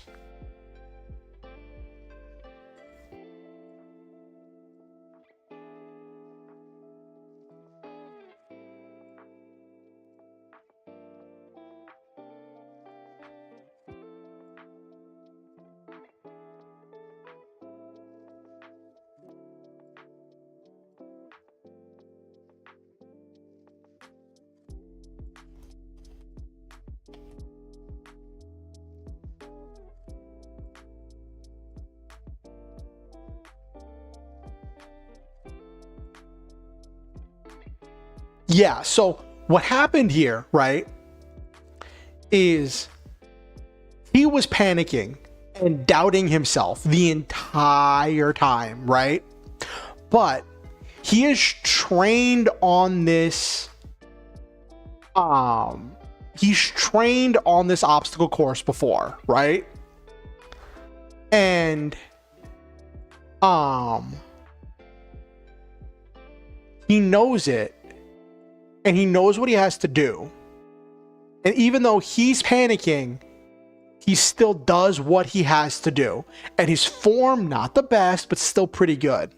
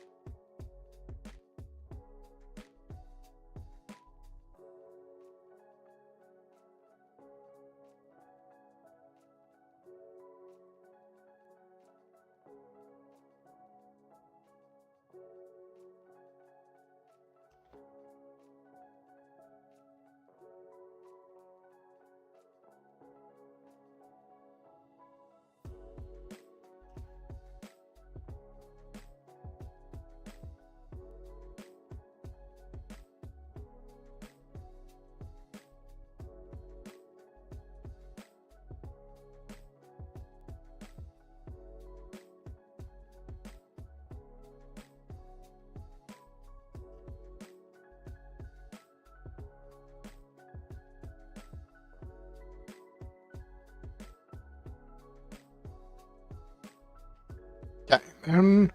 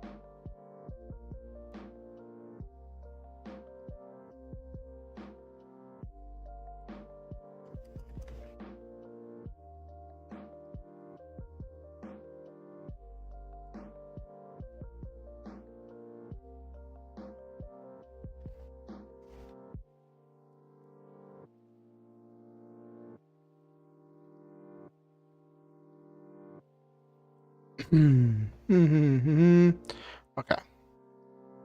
So I think this is where we're going to get to the end of the chapter when it's going to end with Lisa asking him out to dinner, asking him to come over for dinner. I think we're pretty.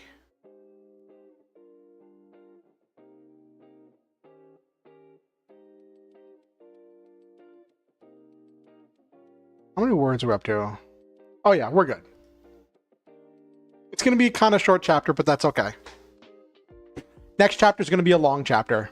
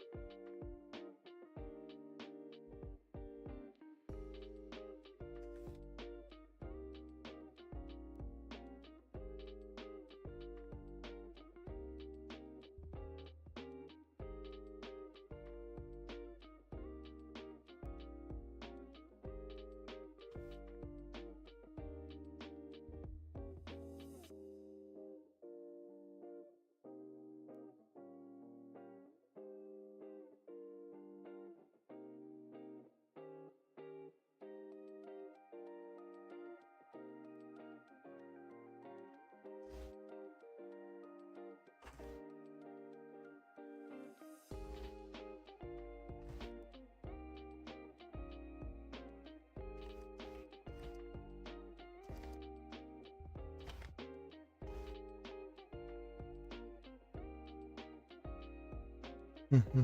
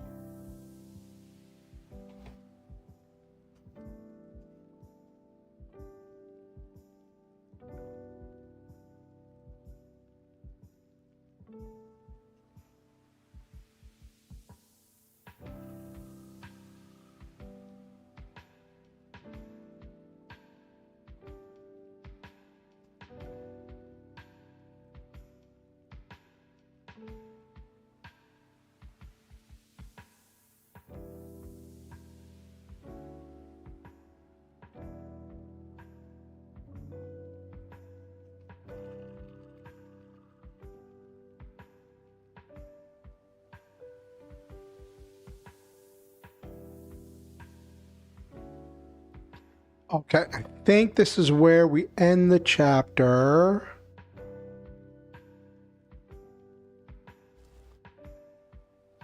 Because we introduced, okay, so chapter 2 introduced the concept that, like, he was attracted to her, right? We teased that in chapter 2, right? Uh,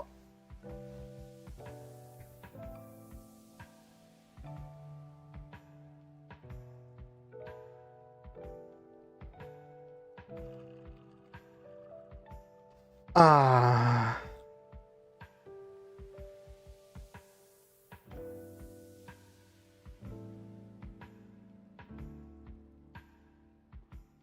and he had the whole thing where he looked in her eyes.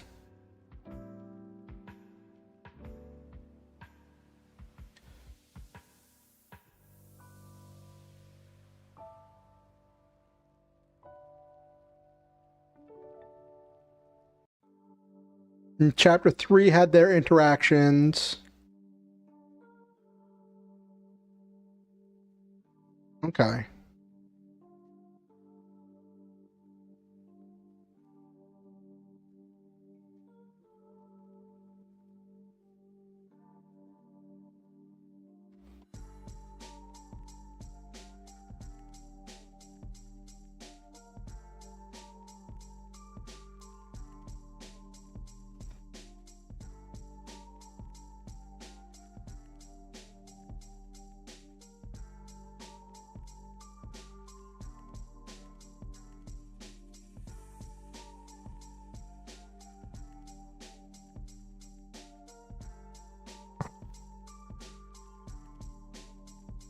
Mm-hmm.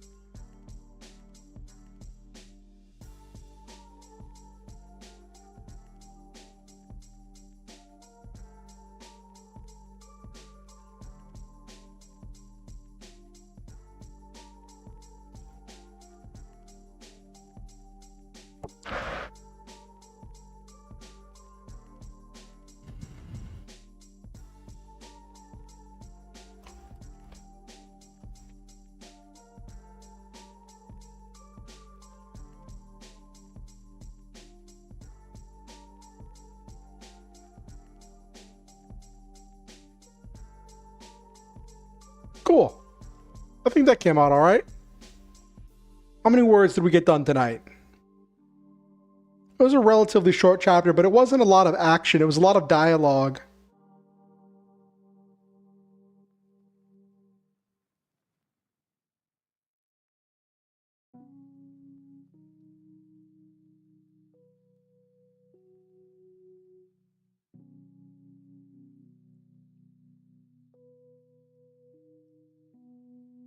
Oh, we can fit a little bit more.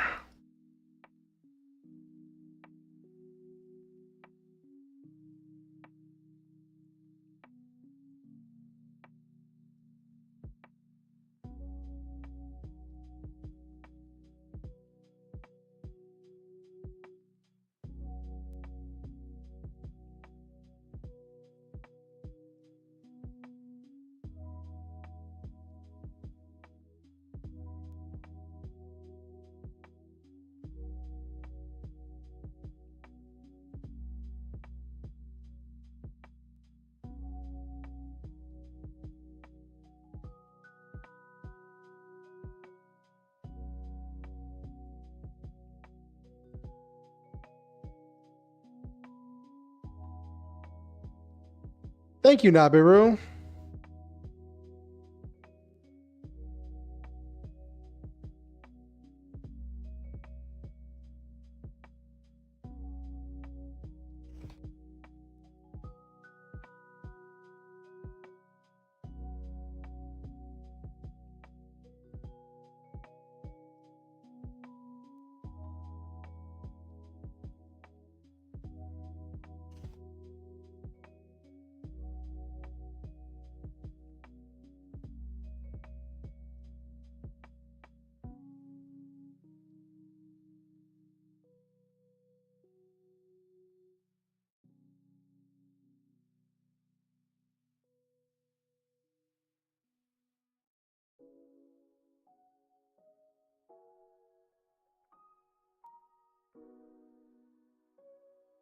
There we go. I think that's where we're going to end the chapter.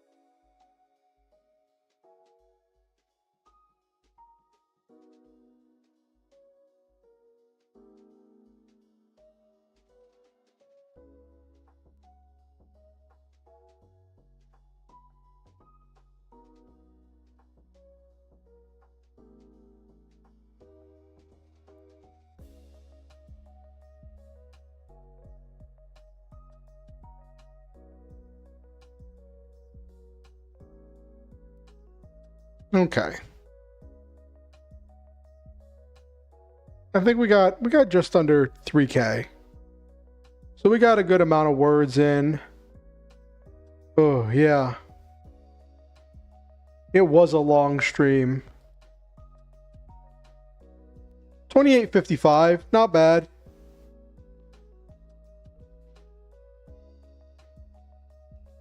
Ugh.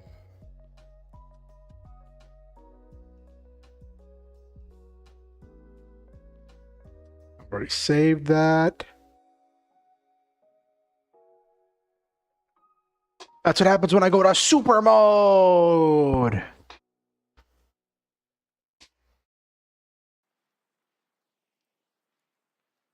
Alrighty.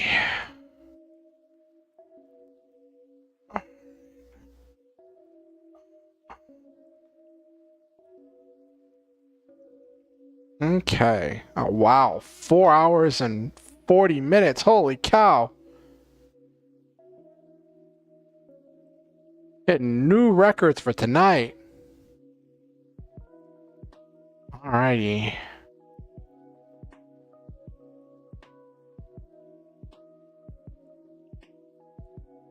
I still can't believe that tonight was Hero Girls VT first time in my Twitch chat. I could have swore she'd been in my Twitch chat before.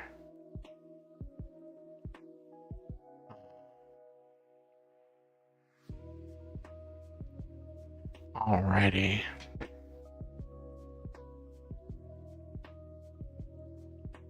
So, thank you everybody for coming to tonight's stream. I know it was a long one. We had a long haul. That's what happens with these longer chapters, and also it was nice because we had more people come through. With more people coming through, let me just move this over here. With more people coming through, I had more people to talk to.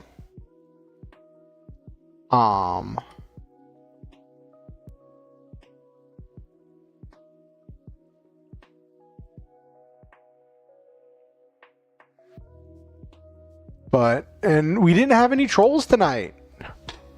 We had people come through, and people seemed to like it, and we had a lot of people talking about a lot of stuff on chat. So that was fun. Got a lot of stuff done. Next chapter is going to be an action chapter, an action-packed chapter. Next chapter starts with the dinner, where he starts with him having dinner at Lisa's house, and then find out that she invited him there because Timothy wanted to see him again, and have that whole thing, then their interactions, and then it's going to move straight from that into the action sequence as he's fighting off the second attack.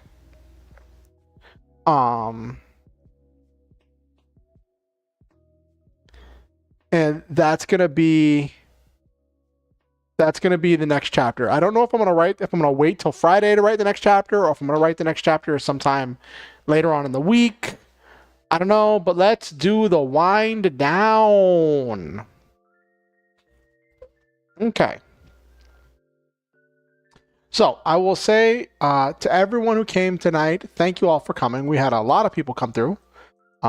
So for those of you who don't know, I like to speak words of affirmation and positivity into the lives of my viewers and to say nice things about everybody.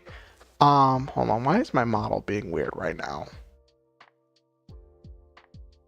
Hold on. Oop, there we go. Cool. So to Noelme, Nabiru, Silva, Tribar. Who else did we have tonight? Jesus.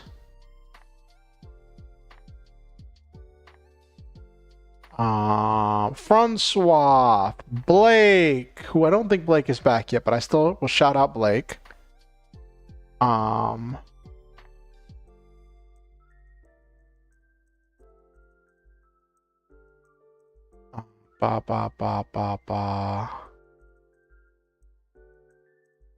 Hero Girls VT.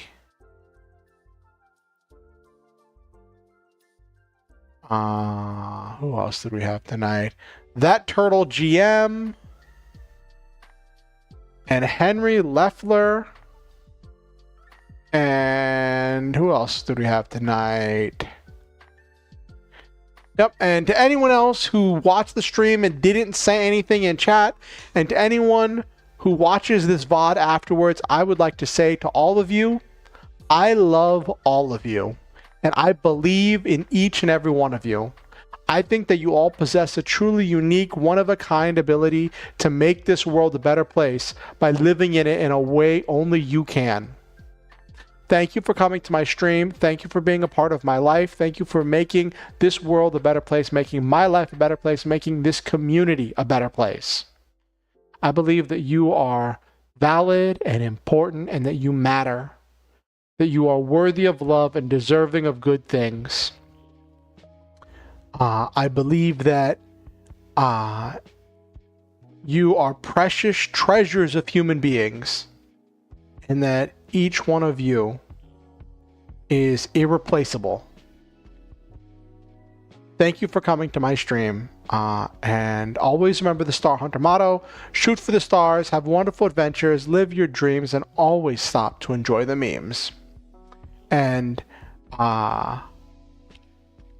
if you one thing I do ask is if you're watching on YouTube to like the stream. It helps the algorithm with letting people know that I'm live and with putting it out to other people. We're always looking to add new people to the community and have more people coming through. If you're watching on Twitch, I guess you could follow. I'm always glad to have more followers on Twitch. If you have any friends or neighbors or aunts or uncles or relatives or sentient pets or awakened familiars or friends to lovers, lovers to enemies, anyone you think might enjoy my content, feel free to show them my content and invite them to the next stream.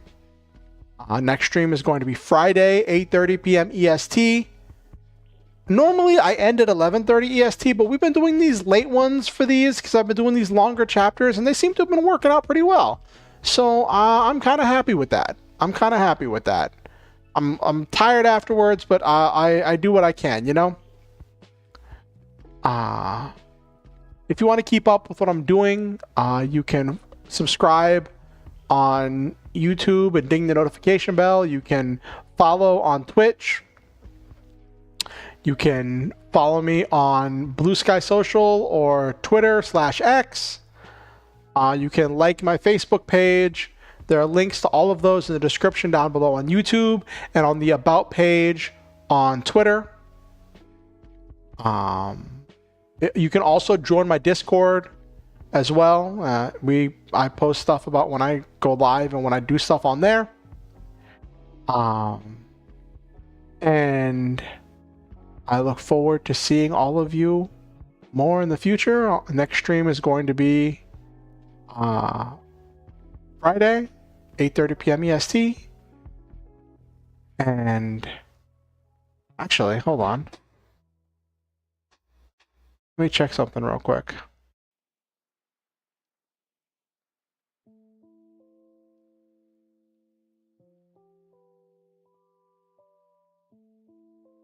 Okay. So not this Friday. Next week, Friday, I'm going to be in a collab with Hero Girls and some other people doing Plan More Raft.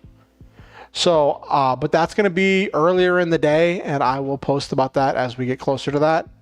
But that's just a heads up. Not this Friday, but next week Friday, I'll be doing that. Anywho, thank you all for coming. Thank you for being amazing. One last thing. You do not have to donate to be here. You do not have to give me money to be welcome in this community. I appreciate and value each and every one of you, and I'm grateful for everything that you have done, just being here, giving me your time, your attention, and your energy.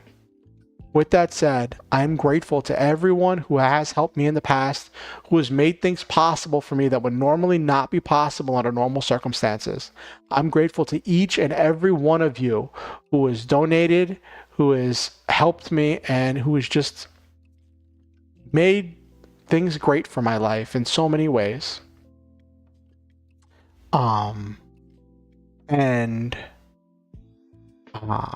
If you ever feel motivated to donate to improve the stream, to help me out with any number of things, and it is financially safe and responsible for you to do so, there are links where you can do so in the description down below on YouTube and on the donate button on my About page on Twitch.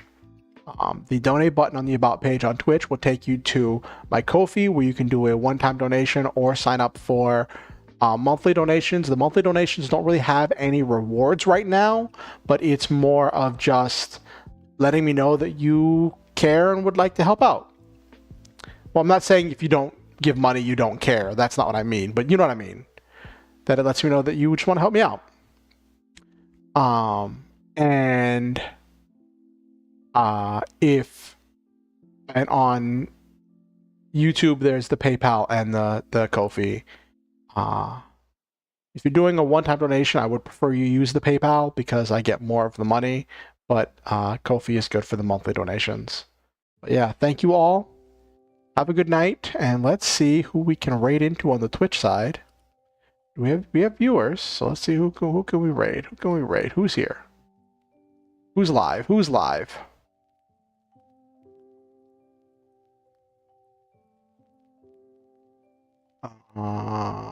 It's so late. Manicula's live. Doing Manicula news. Sweets is live. Why did Sweets last time?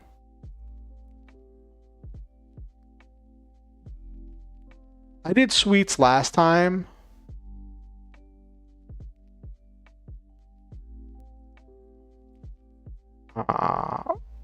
And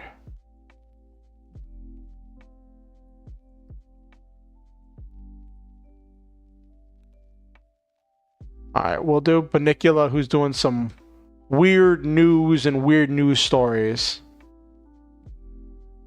So thank you all for coming, and I want you to know that I think you're all amazing.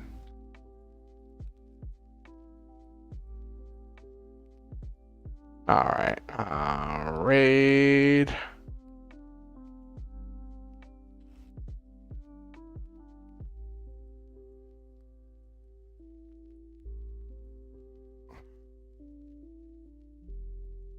Good night, everybody.